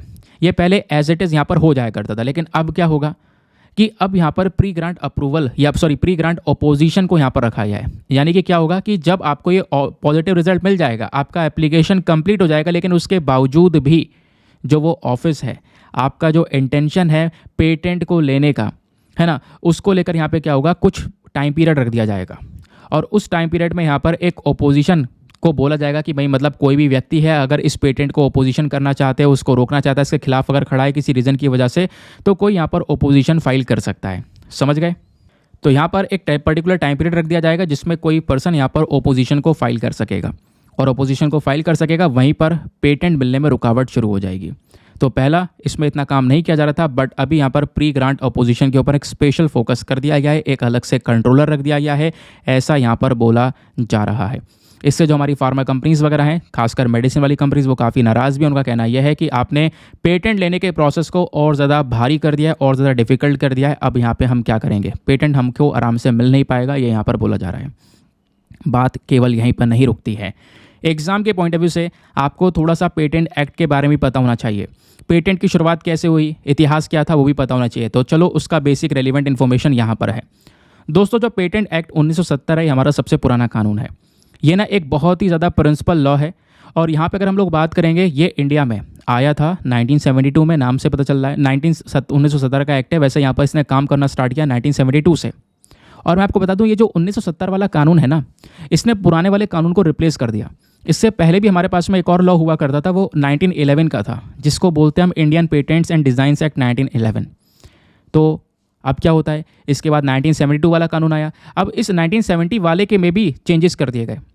इसके अंदर जो चेंजेस करे गए वो 2005 में करे गए। तब हम लोगों ने लेकर आ गए पेटेंट अमेंडमेंट एक्ट 2005। और 2005 में जो चेंजेस करे गए, इस समय पर पेटेंट सभी चीज़ों के लिए अवेलेबल करवा दिया गया। भाई खाने पीने की कोई चीज़ है, ड्रग्स हैं, केमिकल्स है, दवाइयाँ हैं, माइक्रो ऑर्गेनिजम्स, आप सभी चीज़ों पर पेटेंट ले सकते हो। ये लेकर आ गए, वाला कॉन्सेप्ट लेकर आ गए। ठीक है, इंडिया में पता है कंपलसरी लाइसेंस का कॉन्सेप्ट भी इंट्रोड्यूस कर लिया गया। तो अब इंडिया में कंपलसरी लाइसेंस फॉलो किया जाता है। कंपलसरी लाइसेंस क्या होता है आगे मैं आपको बताऊंगा। उसके अलावा यहाँ पे प्री ग्रांट और प्री ग्रांट ओपोजिशन, ये दोनों भी इंट्रोड्यूस किया गया। ठीक है, इसको वैल्यू नहीं मिल रही थी, बट अब से ज़्यादा वैल्यू मिलनी चालू हो जाएगी। ये अमेंडमेंट रखे गए। प्री ग्रांट ओपोजिशन क्या होता है ये आप समझ गए। अब दोस्तों यहाँ पे जो कंपलसरी लाइसेंसिंग है वो मैं आपको समझाता हूँ। वैसे जब हम बात करते हैं पेटेंट का, तो दो तरीके होते हैं पेटेंट के। एक होता है एवरग्रीनिंग ऑफ पेटेंट और दूसरा होता है कंपलसरी लाइसेंसिंग। दोनों के बीच में कुछ डिफरेंस होता है। मैं आपको बता दूं, यूपीएससी ने मेंस में एवरग्रीनिंग ऑफ पेटेंट को लेकर सवाल पूछा हुआ है। ठीक है, तो इस वजह से इंपॉर्टेंट है। तो एवरग्रीनिंग पेटेंट की जब बात करते हैं तो एक कॉर्पोरेट लीगल बिजनेस और टेक्नोलॉजिकल स्ट्रैटेजी है फॉर एक्सटेंडिंग द पेटेंट। मतलब अब यहाँ पर एग्जाम्पल समझो, एक दवाई की कंपनी थी भाई, उसने यहाँ पर इनोवेशन करके एक नई दवाई का मैन्युफैक्चरिंग करी। अब मैन्युफैक्चरिंग करने के बाद उस पर वो पेटेंट ले लेता है। पेटेंट उसका आने वाले 20 साल के लिए हो गया। अब 20 साल बाद तो मतलब पेटेंट उसका एक्सपायर हो जाएगा। लेकिन होता क्या, ये कंपनीज फिर सोचती हैं कि भाई इस पेटेंट को मैं और ज़्यादा एक्सटेंड कर दूँ, बढ़ा दूँ, हमेशा हमेशा के लिए उस दवाई पे पेटेंट चलता रहे। इसको हम एवरग्रीनिंग बोलते हैं। आप कहोगे फ़ायदा क्या हो रहा होगा सर उससे? उनको फ़ायदा ये हो रहा होगा दोस्तों कि जब वो दवाई के ऊपर पेटेंट ले लेंगे ना, तो वो दवाई कोई कॉपी नहीं कर सकेगा। वो मार्केट में बेचने वाली केवल इकलौती कंपनी होगी और केवल वही कंपनी होगी। तो प्रॉफिट आएगा उनके पास भर कर। तो कहोगे अगर पेटेंट हट जाएगा तो क्या होता है? अगर पेटेंट एक्सपायर हो जाता है तो उसी की तो जेनरिक मेडिसिन बन जाती है। फॉर एग्जाम्पल, इंडिया में जेनरिक मेडिसिन इतनी सस्ती क्यों होती हैं? इतनी सस्ती इसलिए होती है क्योंकि जिन दवाइयों का पेटेंट एक्सपायर हो जाता है उन्हीं को कॉपी करके नई दवाई बनाई जाती है। तभी तो यहाँ पर वो जेनरिक मेडिसिन कहलाती हैं। लेकिन उनका पेटेंट एक्सपायर हुआ होता है उन ओरिजिनल मेडिसिन का, तब उसको कॉपी किया जाता है। समझ गए। लेकिन इंडिया में ये एवरग्रीनिंग पेटेंट का कोई कॉन्सेप्ट नहीं है। इंडिया एक बार पेटेंट देता है, उसके बाद एक्सपायर हो जाएगा टाइम के बाद। तो भारत कहीं ना कहीं जो इंडियन पेटेंट एक्ट है वो कभी भी एवरग्रीनिंग ऑफ पेटेंट्स को अलाउ नहीं करता, ये ध्यान रखना। हम हमेशा हमेशा के लिए पेटेंट्स नहीं देते। दूसरा, हम कंपलसरी लाइसेंसिंग को अलाउ करते हैं। इंडिया के जो पेटेंट एक्ट है यहाँ पर कंपलसरी लाइसेंस दिया जाता है। कंपलसरी लाइसेंस क्या है?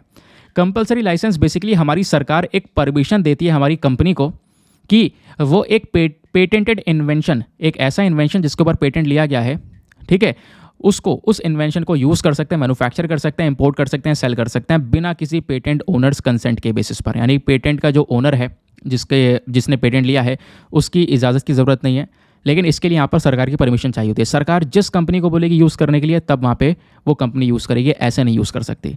तो भारत का जो पेटेंट एक्ट है वो इस कंपलसरी लाइसेंसिंग को लेकर डील करता है। समझ गए? तो आई होप दोस्तों आपको बढ़िया से क्लैरिटी मिल चुकी है इकोनॉमी के पर्सपेक्टिव से। आज आपको पेटेंट समझ में आया, पेटेंट एक्ट समझ में आया, और आगे यहाँ पर आते हैं अगले आर्टिकल पर। Next article again science and tech के पॉइंट ऑफ व्यू से important, page number 3, sorry GS paper number 3 science के पॉइंट ऑफ व्यू से इंपॉर्टेंट है, पेज नंबर 10 पर है। तो यहाँ पर बाला सुब्रमण्यम जी हैं जो कि मेंशन करते हैं ब्रेस्ट मिल्क के इंपॉर्टेंस के बारे में, कि ब्रेस्ट मिल्क का इंपॉर्टेंस कितना ज़्यादा है। दोस्तों मैं आपको यहाँ पर डायरेक्टली 2 फोटोज़ के माध्यम से सारी चीज़ें क्लियर कर दूंगा। जो ब्रेस्ट मिल्क होता है या ब्रेस्ट फीडिंग होता है, एक बच्चे का, एक छोटे से बच्चे के लिए जो जन्म लेता है, उसके लिए उसकी माँ का दूध कितना ज़्यादा इंपॉर्टेंट होता है। ठीक है, अब यहाँ पर समझते हैं कि जो ब्रेस्ट फीडिंग है ना, इस ब्रेस्ट फीडिंग से बच्चे के लिए भी फ़ायदा होता है, साथ ही साथ में मदर के लिए भी यहाँ पर फ़ायदा होता है। फॉर एग्जाम्पल, बच्चे को अगर यहाँ पर ब्रेस्ट फीडिंग ना करवाई जाए, बच्चे को यहाँ पर अपना मदर मिल्क ना मिले, तो यहाँ पर उस बच्चे की जो ग्रोथ है वो थोड़ी सी कम हो जाती है। ठीक है, लेकिन अगर उसी बच्चे को ये ब्रेस्ट फीडिंग प्रॉपर मिलती रहे, तो उस ब्रेस्ट फीडिंग की वजह से उस बच्चे के अंदर में अस्थमा, एलर्जी जैसी चीज़ों की जो रिस्क हैं वो कम हो जाते हैं, है ना। उसके अलावा यहाँ पे बोला जाता है उसको और ज़्यादा problem, year infections, respiratory elements वगैरह, डायरिया, वॉमिटिंग जैसी प्रॉब्लम्स जो है बहुत कम होती हैं। इसका रिस्क बहुत ना के बराबर हो जाता है। बच्चों में कई बार ओबेसिटी हो जाती है, मोटापा होता है, वो यहाँ पर नहीं होगा जब वो ब्रेस्ट फीडिंग के थ्रू गुजर रहा होगा तो। ठीक है, तो मतलब फालतू का वेट यहाँ पे उसका इंक्रीज़ नहीं होगा। उसके अलावा कुछ इंपॉर्टेंट एसिड पाए जाते हैं, DHA एसिड जिसको हम लोग बोलते हैं, ये ब्रेस्ट मिल्क में पाया जाता है। और पता है ये जो DHA एसिड है ये हमारे ब्रेन को कहीं ना कहीं पूरी तरह से आगे ग्रो करने में मदद करता है। तो बच्चे के ब्रेन डेवलपमेंट के ऊपर भी फोकस किया जाता है इस DHA एसिड के माध्यम से। दूसरी चीज़, इससे यहाँ पर कहीं ना कहीं जो डायबिटीज़ वाली प्रॉब्लम है ये भी बच्चे में रिमूव होती हुई नज़र आती है, बहुत ज़्यादा कम होती हुई नज़र आती है। तो ये तो होगा यहाँ पर बच्चे के अंदर बहुत सारे बेनिफिट्स देखने को मिलेंगे, उसके हेल्थ बेनिफिट्स देखने को मिलेंगे अगर उसको प्रॉपर ब्रेस्ट फीडिंग करवाई जाती है। तो आज के समय पर मॉडर्न एरा में ब्रेस्ट फीडिंग कम होती हुई चली जा रही है। पहले के टाइम पर ये ब्रेस्ट फीडिंग हुआ करती थी, आज बहुत कम हो चुकी है। अब बात यहाँ पर केवल इतनी नहीं है कि केवल ये बच्चे की हेल्थ के लिए अच्छा है, मदर की हेल्थ के लिए या स्पेशली मदर के मेंटल हेल्थ के लिए बहुत अच्छा होता है। अगर यहाँ पर मदर एक ब्रेस्ट फीडिंग करवाती है बच्चे को, तो उससे यहाँ पर जो बच्चा और साथ ही साथ में मदर है, दोनों के बीच का जो ये बॉन्ड है, ये बॉन्ड बहुत ज़्यादा मजबूत होने लगता है। इस ब्रेस्ट फीडिंग की वजह से यहाँ पर मदर की जो एंजाइटी है, डिप्रेशन संबंधित इश्यूज़ है वो कम होने लगते हैं, स्ट्रेस लेवल यहाँ पे कम होता है। ठीक है, थोड़ा कॉन्फिडेंस यहाँ पे प्रमोट होता है, जो हेल्दी स्लीप है वो यहाँ पर बढ़ जाती है। इस प्रकार की चीज़ें यहाँ पर हेल्थ इंपैक्ट देखने को मिल जाएंगे मदर की हेल्थ पर। दोस्तों ब्रेस्ट फीडिंग का इंपॉर्टेंस आज के समय पर बहुत ज़्यादा भी है। ज़्यादा इसलिए है क्योंकि आज के समय पर ज़्यादातर बच्चों की जो डेथ हो रही है उसके पीछे का रीज़न ये है क्योंकि वहाँ पर वो पुअर ब्रेस्ट फीडिंग से गुजरते। पुअर ब्रेस्ट फीडिंग का मतलब उनको प्रॉपरली यहाँ पर अपना मदर का जो मिल्क है वो नहीं मिल पाया। 13% यहाँ पर जो चिल्ड्रन है उनकी डेथ हो जाती है 5 साल से कम उम्र के अंदर। समझ गए? उसके बाद यहाँ पर आप देख पाओगे 8,23,000 बच्चे ऐसे हैं जो कि यहाँ पे हर साल कहीं ना कहीं जो ब्रेस्ट फीडिंग की प्रैक्टिस है इसके माध्यम से उनको चेंज किया जा सकता है। लगभग 1,56,000 चाइल्ड डेथ ऐसी हैं, बच्चों की मृत्यु ऐसी जिनको कम किया जा सकता है ब्रेस्ट फीडिंग करवाकर। ठीक है, तो बच्चों की डेथ यहाँ पर हो रही है, उसके पीछे का रीज़न है ब्रेस्ट फीडिंग ना हो पाना। तो उसको कम करके भी हम लोग ये काम कर सकते हैं, ब्रेस्ट फीडिंग को प्रमोट करके बच्चों की डेथ का जो नंबर है उसको रिड्यूस किया जा सकता है, ऐसा यहाँ पर बोला जा रहा है। क्लियर हो गया? नाउ आगे आते हैं। अब दोस्तों नेक्स्ट आर्टिकल जो है हमारा page GS paper number 2 polity के पॉइंट ऑफ व्यू से इंपॉर्टेंट है, पेज नंबर 11 पर प्रेजेंट है। ये आर्टिकल मैं डिस्कस नहीं करूंगा। यहाँ पर वेमेन रिजर्वेशन बिल के बारे में बात की जा रही है, ऑलरेडी भर भर के डिस्कशन कर चुके हैं, मेंस आंसर वगैरह सब कुछ आप लिख चुके हो। तो ये आपने कहाँ से पढ़ना है? अगर जो नए लोग हैं उनको अगर पढ़ना होगा तो कहाँ से पढ़ें सर? तो उसके लिए आपने क्या करना है, यूट्यूब पर जाना है, 20 सितंबर 2023 the Hindu by Deepak Yadav education लिख देना, आपको मेरा वीडियो मिलेगा। वहाँ पे उस वीडियो को ओपन करके 13 मिनट 40 सेकंड पर पहुँच जाना। 13 मिनट 40 सेकंड पर जाओगे, आपका इस पूरा आर्टिकल का एक्सप्लेनेशन मिल जाएगा। खैर आगे आते हैं। अब आते हैं कुछ अपने अदर सोर्सेज पर। ये अदर सोर्सेज और इंपॉर्टेंट है, द हिंदू का जो डिस्कशन किया है ना, उससे ज़्यादा इंपॉर्टेंट ये वाले सोर्सेज हैं, बहुत ध्यान से सुनना। अभी क्या हो रहा है दोस्तों, न्यूज़ ये निकल कर आई है कि अफ्रीका के अंदर में, क्योंकि डाउन टू अर्थ की मैगजीन आती है, बहुत इंपॉर्टेंट होती है, डायरेक्टली क्वेश्चन आते हैं डाउन टू अर्थ से। तो जो अफ्रीका के अंदर लायन का नंबर्स है, शेरों की संख्या है, वो लगातार कम होती हुई चली जा रही है, ऐसा यहाँ पर बोला जा रहा है। ठीक है, तो यहाँ पे हम थोड़ा समझेंगे। जैसे हम चीता के बारे में पढ़ते हैं, एशियाटिक चीता, अफ्रीकन चीता, वैसे यहाँ पे लायन के बारे में काफ़ी डिस्कशन है, एशियाटिक लायन और अफ्रीकन लायन को लेकर। देखो ये क्वेश्चन यूपीएससी ने 2019 में पूछ लिया था। मैं आपको आर्टिकल का पहले इंपॉर्टेंस दिखा रहा हूँ कि इंपॉर्टेंट कितना है। 2019 में सवाल पूछा गया। सवाल ये था कि कंसिडर द फॉलोइंग स्टेटमेंट्स। यहाँ पे पहला क्वेश्चन ये था कि Asiatic lion is naturally found in India only. पहला क्या स्टेटमेंट सही है। दूसरा डबल हम्प कैमल, ये भी नेचुरली पाया जाता है। तीसरा वन हॉर्न राइनोज, ये भी नेचुरली पाए जाते हैं। तो बताओ यहाँ पर तीनों स्टेटमेंट से कौन सा सही है। ठीक है, इसका आंसर मैं अभी आपको थोड़ी देर में दूंगा। वैसे आंसर आपको दिख रहा होगा, पहला वाला ही सही है केवल। जो एशियाटिक लायन है वो केवल और केवल भारत में पाया जाता है। बाकी जो ये कैमल और राइनोसोरस हैं, ये भारत के अलावा कुछ और हमारी आसपास की कंट्रीज़ में भी पाए जाते हैं। तो आप समझो, एशियाटिक लायन को टारगेट करते हुए यहाँ पर एक अलग से क्वेश्चन बना था 2019 में। समझ गए। अब आगे आते हैं हम लोग और समझते हैं कि खबर हमारे पास में क्या है। तो एक स्टडी आई है जर्नल नेचर कम्युनिकेशन की साइड से। उस स्टडी ने यहाँ पर हमको बताया है कि लायन की जो पॉपुलेशन है, लायन की जो संख्या है, वो पिछले कुछ समय पर 62 अलग अलग लोकेशंस में अफ्रीकन देशों में तेज़ी से कम हो चुकी है। लायन की पॉपुलेशन आज के समय पे 20,000 से लेकर 25,000 के आसपास आपको देखने को मिलेगी, लेकिन ये तेज़ी से कम हो रही है, ऐसा भी स्टडी ने बताया है हमको। ठीक है, आगे आते हैं। अब इस स्टडी का एनालिसिस क्या है ये समझते हैं। बोला ही जा रहा है दोस्तों, अफ्रीका के अंदर में 62 जगह ऐसी हैं। अफ्रीका के अंदर पूरे अफ्रीकन कॉन्टिनेंट में 62 ऐसी लोकेशंस हैं, ठीक है, जहाँ पर लायन की संख्या 50 से भी कम है, 50 से भी कम है। और अफ्रीका में 10 ऐसी जगह हैं जहाँ पर लायन की संख्या 50 से 100 के बीच में है। तो कहीं पर बहुत कम है, कहीं पर बहुत ज़्यादा है। और कुछ लगभग 7 ऐसी जगह हैं अफ्रीका के अंदर में जहाँ पर लायन की संख्या 1000 से ज़्यादा है। लेकिन यहाँ पे क्या हो रहा है, पिछले कुछ समय पर इनकी संख्या कम हुई है। रीज़न क्या है। रीज़न यहाँ पर यह है कि कई बार ह्यूमन एनिमल कॉन्फ्लिक्ट हो जाता है। ठीक है, यानी लायन कभी इंसान के सामने आ जाता है, तो यहाँ पर इससे दोनों के बीच में संघर्ष शुरू हो जाता है। उस संघर्ष के दौरान यहाँ पर या तो लायन इंसान को मार देगा या इंसान लायन को मार देगा। ज़्यादातर केसेस में यहाँ पर इंसान मार देता है जानवर को। समझ गए। तो यहाँ पर ये एक प्रॉब्लम है, इसकी वजह से संख्या कम हो रही है। या फिर बुश मीट, आप कहोगे लायन का मीट, हाँ बिल्कुल, इस मीट का यूज़ किया जाता है दोस्तों। यहाँ पर आप देख पाओगे, ये भी एक बहुत इंपॉर्टेंट रीज़न है। और बुश मीट केवल लायन का ही नहीं, चीता हो गया और भी अलग एनिमल्स हो गए, पैंगोलिन वगैरह हो गया, सबका यहाँ पर बुश मीट यूज़ किया जाता है अफ्रीका के अंदर में। अफ्रीका में कई सारी कंट्रीज़ में जो मीट है खाया जाता है इनका। ठीक है, ये यहाँ पर बोला जा रहा है। तो इसी स्टडी ने मेंशन किया कि जो बुश मीट होता है, ये बुश मीट की पोचिंग की जाती है, यानी कि इनके मीट के लिए यहाँ पर इनका शिकार किया जाता है। और ये जो शिकार है इतना ज़्यादा हुआ है कि कई सारे एरिया में, फॉर एग्जांपल नुसुम्बू नेशनल पार्क ये जाम्बिया में है और लिम्पोपो नेशनल पार्क ये मोजाम्बिक में है। इन दोनों जगह पर क्या हुआ है कि ये लायंस की संख्या पूरी तरह से एक्सटिंक्ट हो चुकी है, खत्म हो चुकी है, वहाँ पे प्रेजेंट ही नहीं है, क्योंकि सबको मार के मीट बना के खा गए वो। समझ गए। अब दोस्तों यहाँ पे क्या होता है, ये जो रिसर्च हुई है, इस रिसर्च ने कुछ और चीज़ें ऑब्जर्व की। ऑब्जर्व करते हुए ये बताया है कि जो साउथ अफ्रीकन कंट्रीज़ हैं, जैसे for example Botswana, south Africa, Zimbabwe, Namibia, ये कुछ और कंट्रीज़ है साउथ अफ्रीका के सदर्न पोर्शन में सिचुएटेड हैं ये कंट्रीज़। यहाँ पे हमने पॉपुलेशन लायन की थोड़ी सी बढ़ती हुई देखी है। ठीक है, ये जो मेजरली रीजन्स मैंने आपको पहले बताया, यहाँ पे लायन की पॉपुलेशन कम हुई है। लेकिन ये कुछ countries Botswana, south Africa, Zimbabwe, ये तो वो देश है जहाँ से हमने चीता ही मंगाया है। ठीक है, आपको पता होगा। तो यहाँ पर लायन की पॉपुलेशन 1993 से लेकर 2014 के बीच में देखोगे तो 12% से इंक्रीज़ हुई है। लेकिन क्या अभी तक इंक्रीज़ हो रही है? नहीं, अब थोड़ी बहुत यहाँ पर डिक्लाइनेशन यहाँ पर इसका शुरू हो चुका है। रीज़न क्या थे वो मैंने आपको बताया कि लायन को क्या क्या थ्रेट फेस करना पड़ रहा है। अब बात आती है यहाँ पर एग्जाम पर्सपेक्टिव से, स्पेशली प्रीलिम्स के अंदर आपसे क्या पूछा जा सकता है। सबसे पहले लायन के बारे में 2 बेसिक चीज़ें पूछी जा सकती हैं। लायन 2 प्रकार के होते हैं। एक है एशियाटिक लायन, जो एशिया में पाया जाता है, जो स्पेशली भारत में पाया जाता है केवल और केवल। भारत में जो गिर नेशनल पार्क है गुजरात में, स्पेशली वहाँ पर देखने को मिलता है। दूसरे होते हैं हमारे अफ्रीकन लायन, जो अफ्रीका में पाया जाता है और इनकी संख्या बहुत ज़्यादा है, हज़ारों रुपये की कगार में आपको ये देखने को मिलेंगे। तो जो लायन होता है, लायन का साइंटिफिक नेम होता है पैंथेरा लियो। ठीक है, इसको हम साइंटिफिकली पैंथेरा लियो के नाम से जानते हैं। ये जो लायन है 2 सब स्पीशीज़ में डिवाइडेड है।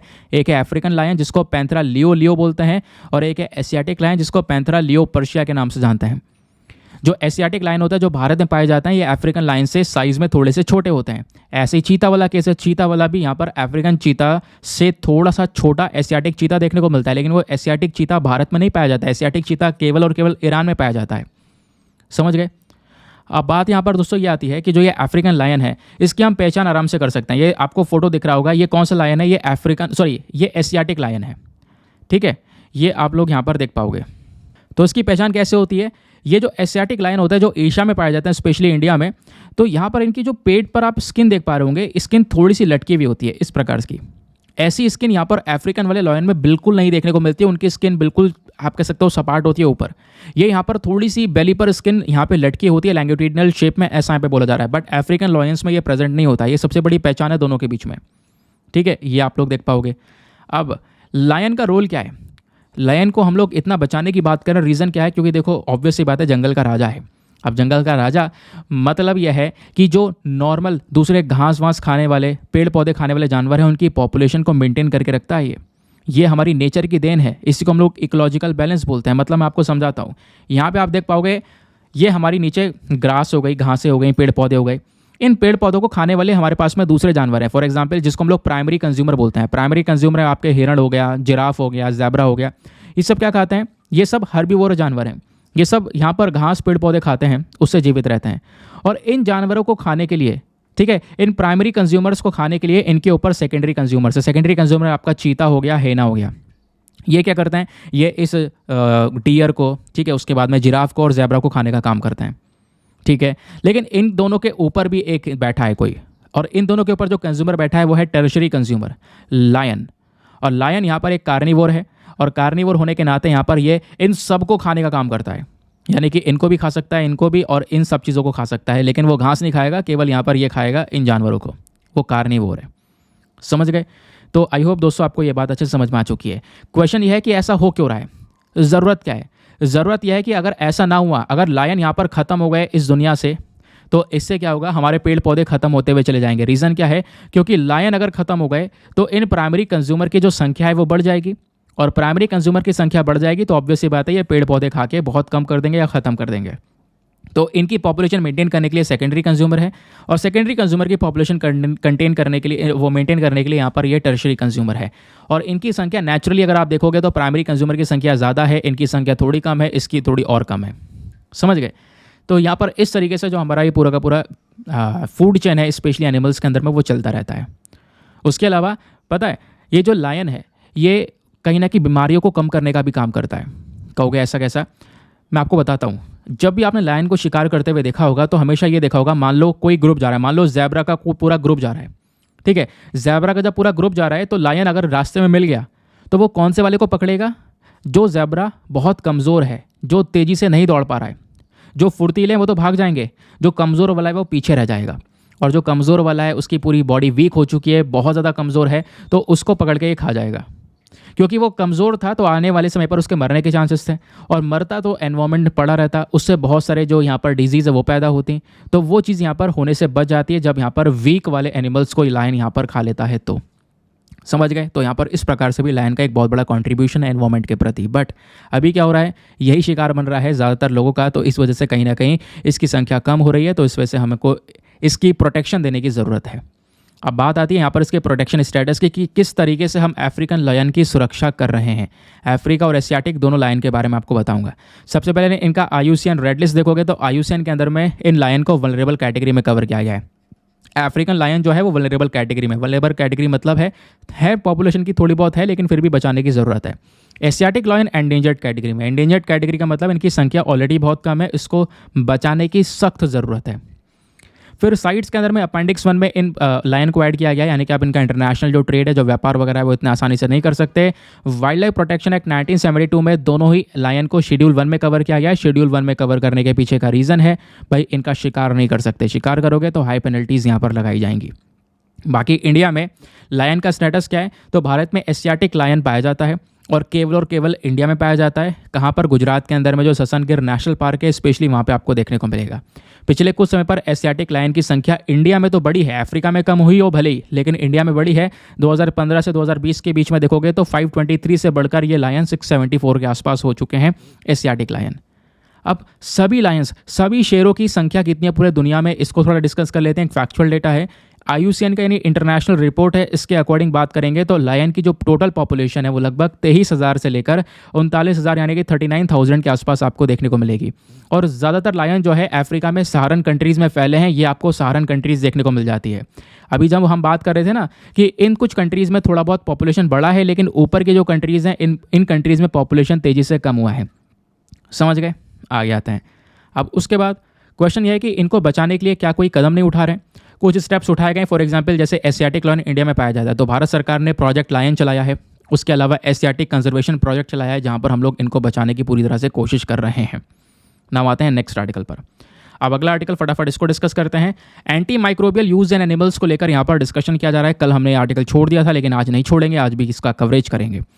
तो अगेन डाउन टू अर्थ के ही यहाँ पर एक न्यूज़ आर्टिकल है। बोला जा रहा है दुनिया भर में जो एंटीबायोटिक्स है ना, बैक्टीरिया वगैरह शरीर में मारने के लिए एंटीबायोटिक्स का यूज़ होता है।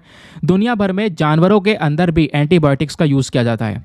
तो दुनिया भर में जो एंटीबायोटिक्स का यूज़ हो रहा है एनिमल के अंदर, वो पिछले 3 सालों में 13% से कम हो चुका है। लेकिन फिर भी ये रीजनल डिस्पैरिटीज़ के बेसिस पर बताया जा रहा है, यानी कि कुछ रीजन ऐसे हैं जहाँ पर अभी भी एंटीबायोटिक भरपूर दिया जा रहा है, और कुछ कंट्रीज़ या फिर कुछ एरियाज़ ऐसे हैं जहाँ पर एंटीबायोटिक देना कम कर दिया है। लेकिन अभी भी चिंता वाली बात यह है कि कुछ एरियाज़ ऐसे हैं जहाँ पर एंटीबायोटिक्स भर भर कर जानवरों को दिया जा रहा है, जो कि उनके मृत्यु का एक कारण बन रहे हैं। तो कहीं ना कहीं दोस्तों यहाँ पर कह सकते हो इसी एंटीबायोटिक्स को लेकर या एंटी माइक्रोबियल रेजिस्टेंस को लेकर एक क्वेश्चन पूछा गया था। अभी इस क्वेश्चन का आंसर हम बाद में डिस्कस करेंगे। पहले देखो, ये प्रीलिम्स में सवाल पूछा गया था 2019 में प्रीलिम्स में पूछा गया और 2014 में मेंस में पूछा गया। तो इस वजह से आप देख सकते हो आर्टिकल का इंपॉर्टेंस कितना ज़्यादा है। पहले हम पूरा न्यूज़ कवर कर लेते हैं, डिस्कस कर लेते हैं क्या पर्टिकुलर इशू है, उसके बाद हम लोग अपना जो क्वेश्चन है उसको सॉल्व करेंगे। तो खबर यहाँ पर यह है कि एक बॉडी का नाम है WA, यानी कि World Organisation for Animal Health. तो इस बॉडी ने अपनी 7वीं रिपोर्ट को रिलीज़ किया है। ये जो 7वीं रिपोर्ट है ये anti microbial use and animals को लेकर है, कि जानवरों के अंदर में जो एंटी माइक्रोबियल का इस्तेमाल हो रहा है, एंटीबायोटिक्स का इस्तेमाल हो रहा है, वो किस लेवल पर है। तो 2017 से लेकर 2019 तक यहाँ पर इस रिपोर्ट में सारा डेटा कवर किया गया। लगभग 157 पार्टिसिपेंट्स, 157 कंट्रीज़ ऐसी हैं जिन्होंने अपना डेटा इस बॉडी को सबमिट किया। ये एनालिसिस कहीं ना कहीं पूरी तरह से तैयार किया गया है 80 देशों से कंसिस्टेंट डेटा को लेकर, उसको अपडेटेड डेटा का यूज़ करके। तो 80 देशों का जो अपडेटेड डेटा है उसका यूज़ करने के बाद में इस पूरे के पूरे रिपोर्ट को तैयार किया गया है। अब क्वेश्चन यहाँ पर यह है कि जो ये World Organisation for Animal Health है, ये है क्या जो कि इस पूरे रिपोर्ट को तैयार करी है। ठीक है, क्योंकि प्रीलिम्स में डायरेक्टली आपसे पूछा जा सकता है। दोस्तों, ये जो World Organisation for Animal Health है, इसको यहाँ पर OIE के तौर पर फाउंड किया गया। ये जो बॉडी है एक इंटर गवर्नमेंटल ऑर्गेनाइजेशन है, कई सारी सरकारें, कई सारे देशों की सरकारें मिलकर यहाँ पे काम करती हैं। इस बॉडी का मेन काम यही है कि जो एनिमल की हेल्थ है, हमारे जानवरों के जो स्वास्थ्य है, इसको दुनिया भर में इम्प्रूव करना। 2018 में यहाँ पे टोटल 182 मेंबर कंट्रीज़ आपको देखने को मिलती हैं। इंडिया भी यहाँ पर कहीं ना कहीं इसमें से एक मेंबर है, ध्यान रखना। भारत भी इस World Organisation for Animal Health का मेंबर है, ध्यान रखना। इसका हेडक्वार्टर पेरिस यानी फ्रांस में इसका हेडक्वार्टर आपको देखने को मिल जाता है। ये कुछ हो गए प्रीलिम्स रेलेवेंट इन्फॉर्मेशन। अब आते हैं मेंस के पर्सपेक्टिव से। तो इस रिपोर्ट का एनालिसिस क्या बोलता है? कुछ जगह ऐसी हैं दुनिया में जहां पर जानवरों के अंदर जो एंटीबायोटिक्स दिया जा रहा था वो कम हो चुका है। फॉर एग्जांपल, जैसे आप देख पाओगे, लगभग इन 80 देशों में से 49 कंट्रीज़ एशिया, फार ईस्ट एशिया और ओशियाना की ऐसी आपको देखने को मिल जाएंगी। यूरोप की ऐसी कंट्रीज़ देखने को मिल जाएंगी जहाँ पर ओवरऑल ये एंटी माइक्रोब का जो यूज़ है वो कम कर दिया गया है। यानी एंटीबायोटिक्स का यूज़ यहाँ पर इन 80 में से 49 कंट्रीज़ में कम हुआ है। लेकिन अभी आप देखोगे तो आज के समय पर लगभग 31 देश ऐसे हैं जो अफ्रीका से आते हैं, अमेरिका से आते हैं। यहाँ पर अभी भी भर भर के एंटीबायोटिक्स जानवरों को दिया जा रहा है, जो कि सही नहीं है। और एंटीबायोटिक्स देने से यहाँ पर उन जानवरों की मृत्यु हो रही है, डेथ हो रही है। समझ गए? अब ये एंटी माइक्रोबियल ग्रोथ प्रोमोटर्स होते क्या है, मैं आपको पहले ये बताता हूँ। ये एंटीबायोटिक्स क्या है, बेसिकली क्या दिया जा रहा है। तो दोस्तों, यहाँ पर बात ये की जाती है कि लगभग 68% ऐसे कंट्रीज़ हैं जिन्होंने एंटी माइक्रोबियल का यूज़ करना कम कर दिया। एंटी माइक्रोबियल का यूज़ कर दें ताकि एनिमल की ग्रोथ तेज़ी से की जा सके, है ना, उसका जो साइज़ है उसको तेज़ी से बढ़ाया जा सके। और 26% जो पार्टिसिपेंट्स हैं उन्होंने यहाँ पर इस ग्रोथ प्रोमोटर्स का जो यूज़ है वो अभी भी कर रहे हैं। वो ऐसे कंट्रीज़ हैं क्योंकि वहाँ पे प्रॉपर रूल्स एंड रेगुलेशंस नहीं एंटी माइक्रोबियल को लेकर। तो एंटी माइक्रोबियल ग्रोथ प्रोमोटर्स में क्या क्या चीज़ें हैं, जैसे यहाँ पर आप देख पाओगे फ्लेवोमाइसिन के बाद में आ जाता है बेसिट्रेसिन, देन आता है एविलेमाइसिन, देन आता है टाइलोसिन। ये कुछ यहाँ पर, क्योंकि आपसे दोस्तों क्या होगा, एग्जामिनेशन के अंदर में ये 4-5 नाम दे दिए जाएंगे, फ्लोवोमाइसिन, बैसिट्रेसिन, एविलामाइसिन, टाइलोसिन। बताओ ये क्या है? तो ये दोस्तों ध्यान रखना, ये कॉमन एंटी माइक्रोबियल चीज़ें हैं, ठीक है। तो कॉमन एंटी माइक्रोबियल है जिनका यहाँ पर यूज़ किया जा रहा है आज के समय पर। जैसे फॉर एग्जांपल ये जो वाइट फ्लोवोमाइसिन हो गया, एविलामाइसिन हो गया, है ना, इसको यहाँ पर ह्यूमन यूज़ से आज के समय पर छोड़ रखा है। WHO ने बोला है कि ये बहुत ही ज़्यादा इंपॉर्टेंट एंटी माइक्रोबियल्स हैं, इनका हम लोग ह्यूमन यूज़ के परस्पेक्टिव से यूज़ नहीं करेंगे। तो अभी इन एंटी माइक्रोबियल्स को लेकर क्या क्या रिकमेंडेशंस हैं? रिकमेंडेशंस यहाँ पर यह है कि इनका यूज़ कहीं पर हो रहा है और कहीं पर कम हो चुका है। तो ये ज़रूरी है कि हम यहाँ पर मॉनिटर कर सकें इन सब चीज़ों को और समझ सकें कि जो एंटी माइक्रोबियल्स हैं जो यहाँ पर बहुत ज़रूरी हो चुके हैं, इनका ट्रेंड कैसा चल रहा है दुनिया भर में, इस बेसिस पर यहाँ पे क्या है हमें रिकमेंडेशन करना होगा। ये रिकमेंडेशन इस रिपोर्ट ने दिया और बोला है कि भाई जहाँ जहाँ पर बहुत ज़्यादा यूज़ हो रहा है वहाँ पे हमें थोड़ा सा रेगुलेशन लेकर आना पड़ेगा। अगर हम लेकर नहीं आते हैं रेगुलेशन, ये कंट्रोल नहीं करते हैं, तो इससे क्या होगा, प्रॉब्लम्स क्रिएट होंगी। क्यों? क्योंकि यहाँ पर जो एंटी माइक्रोबियल ड्रग्स, ये दवाइयाँ होती हैं दोस्तों, क्या होती हैं, अब यहाँ पर इसको समझते हैं। इसको समझने के बाद आपको पूरा का पूरा केस समझ में आ जाएगा। जो एंटी माइक्रोबियल ड्रग्स होती हैं, फॉर एग्जांपल जिसको हम एंटीबायोटिक्स बोलते हैं, इसका हम यूज़ करते हैं ताकि बॉडी के अंदर जो बैक्टीरिया, फंजाई, वायरस, पैरासाइट्स होता है, इनको मारा जा सके, इनको ख़त्म किया जा सके, ठीक है। तो इन दवाइयों का यूज़ किया जाता है ह्यूमंस, एनिमल्स और कई बार प्लांट्स को इन्फेक्शन से बचाने के लिए। ये जो दवाइयाँ हैं, सबसे इंपॉर्टेंट चीज़ है आज के समय पर हमारे मॉडर्न मेडिसिन में, स्पेशली जो माइक्रोबियल डिजीज़ होती हैं, जो माइक्रो ऑर्गेनिजम्स की वजह से, बैक्टीरिया, फंजाई, वायरस की वजह से हो रही हैं, इन बीमारियों को रोकने के लिए ये जो एंटी माइक्रोबियल ड्रग होती हैं बहुत ज़रूरी होती हैं। लेकिन इन्हीं एंटी माइक्रोबियल ड्रग्स को लेकर एक कुछ चिंताएं आपको देखने को मिलेगी। क्यों? क्योंकि दोस्तों यहाँ पे बोला यह जा रहा है कि कभी कभी क्या होता है, आज के समय में ये जो ज़िंदगी बचाने वाली दवाइयाँ हैं, इनका इंपॉर्टेंस कम इसलिए हो रहा है क्योंकि लोग इसका मिसयूज़ कर रहे हैं। कई बार ना अलग बहुत ज़्यादा ओवर यूज़ कर देते हैं। कई बार जानवरों को बहुत ज़्यादा मात्रा में एंटीबायोटिक्स दे दी जाती है। कई बार इंसान खुद यहाँ पर उनको नॉलेज नहीं है, बहुत ज़्यादा मात्रा में एंटीबायोटिक्स का यूज़ कर लेते हैं। तो जब बहुत ज़्यादा मात्रा में एंटीबायोटिक्स का यूज़ कर लिया जाता है तो उसको हम बोलते हैं AMR, that is anti microbial resistance. और एंटी माइक्रोबियल रेजिस्टेंस बेसिकली एक प्रॉब्लम है, और ये प्रॉब्लम जो है एनिमल, ह्यूमन, इवन प्लांट के अंदर भी हो सकती है, और इसकी वजह से उसकी जो प्रजाति है वो पूरी तबाह हो सकती है, ठीक है। क्योंकि यहाँ पर अगर एंटी माइक्रोबियल रेजिस्टेंस बॉडी में बन जाएगा तो वो बीमारी को मारने की बजाय वो बीमारी और मजबूत करेगा, क्योंकि आपने एंटीबायोटिक्स का गलत यूज़ किया, और गलत यूज़ करने की वजह से या ओवर यूज़ करने की वजह से जो आपका बैक्टीरिया है वो और स्ट्रांग हो चुका है। अब ये दवाइयाँ उस बैक्टीरिया को मार नहीं सकती हैं, समझ गए। तो इसकी वजह से कई सारे लोग की डेथ भी हो जाती है इस एंटी माइक्रोबियल रेजिस्टेंस की वजह से। इस वजह से बोला जाता है कि जब भी आप एंटीबायोटिक्स ले रहे हो तो प्लीज़ एक बार डॉक्टर से प्रिस्क्रिप्शन ले लिया करो कि एग्जैक्टली कैसे यूज़ करना है, क्यों यूज़ करना है। तो ये जो एंटी माइक्रोबियल रेजिस्टेंस वाली प्रॉब्लम है, इस प्रॉब्लम को टैकल करने के लिए, इससे लड़ने के लिए इंडिया ने कई सारे प्रोग्राम्स चलाए। For example National Programme on AMR containment, National Action Plan on AMR surveillance and research network हो गया। इस प्रकार से हम लोगों ने कोलैबोरेशंस कर रखे हैं अलग अलग बॉडीज़ के साथ में, ताकि हम क्या कर सकें, ये जो दवाइयाँ हैं इनका प्रॉपर इस्तेमाल कर सकें, यूज़ कर सकें, ठीक है। अब देखो UPSC ने सवाल क्या पूछा। सवाल ये था कि जो मल्टी ड्रग रेजिस्टेंस होता है ना, मल्टी ड्रग रेजिस्टेंस होता है माइक्रोबियल पैथोजेंस में इंडिया में स्पेशली, उसके पीछे का मेन कारण क्या है। जो ये दवाइयों से रेजिस्टेंस क्रिएट हो रहा है बीमारियों को लेकर, यानी बीमारियां और मजबूत हो जा रही हैं बॉडी के अंदर में दवाइयां देने के बावजूद भी, उसके पीछे का रीज़न क्या है। पहला, genetic predisposition of some people, यानी उसका जेनेटिक की प्रॉब्लम है।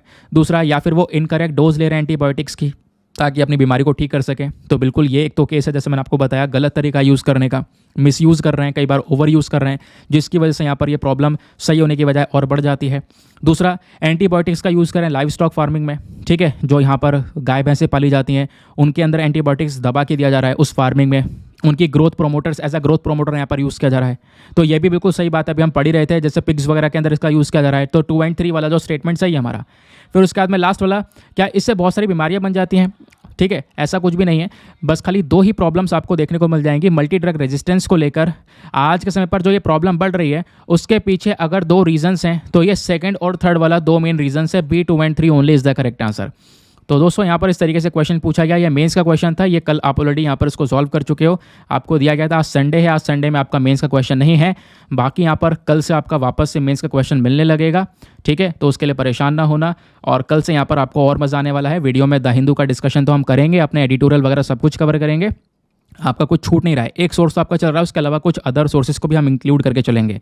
तो आपको वीडियो कैसा लगा प्लीज़ आप लोग नीचे कमेंट सेक्शन में ज़रूर बताना, और लाइक करके वीडियो को अपना ज़रूर सपोर्ट दिखाना, क्योंकि सपोर्ट की आजकल बहुत ज़्यादा सख्त ज़रूरत है आप लोगों की, ठीक है। चलो आते हैं हम लोग अपने प्रीलिम्स वाले क्वेश्चन पर। क्वेश्चन ये था कि जो गोलन हाइट है कभी कभी न्यूज़ में देखने को मिलता है, ये कौन से रीजन में, मिडिल ईस्ट में है। आपको ध्यान रखना है, इसराइल के जस्ट पास में ऊपर सीरिया में गोलन हाइट देखने को मिलता है, जिसको इसराइल ने कब्जाया भी है। ठीक है, तो मिडिल ईस्ट वाला रीजन वो कहलाता है हमारा। नाउ इसी के साथ में करते हैं लेक्चर को समाप्त और मिलते हैं आप लोगों से अगले वीडियो में। आज के लिए bye bye, have a nice day, thank you and Jai Hind.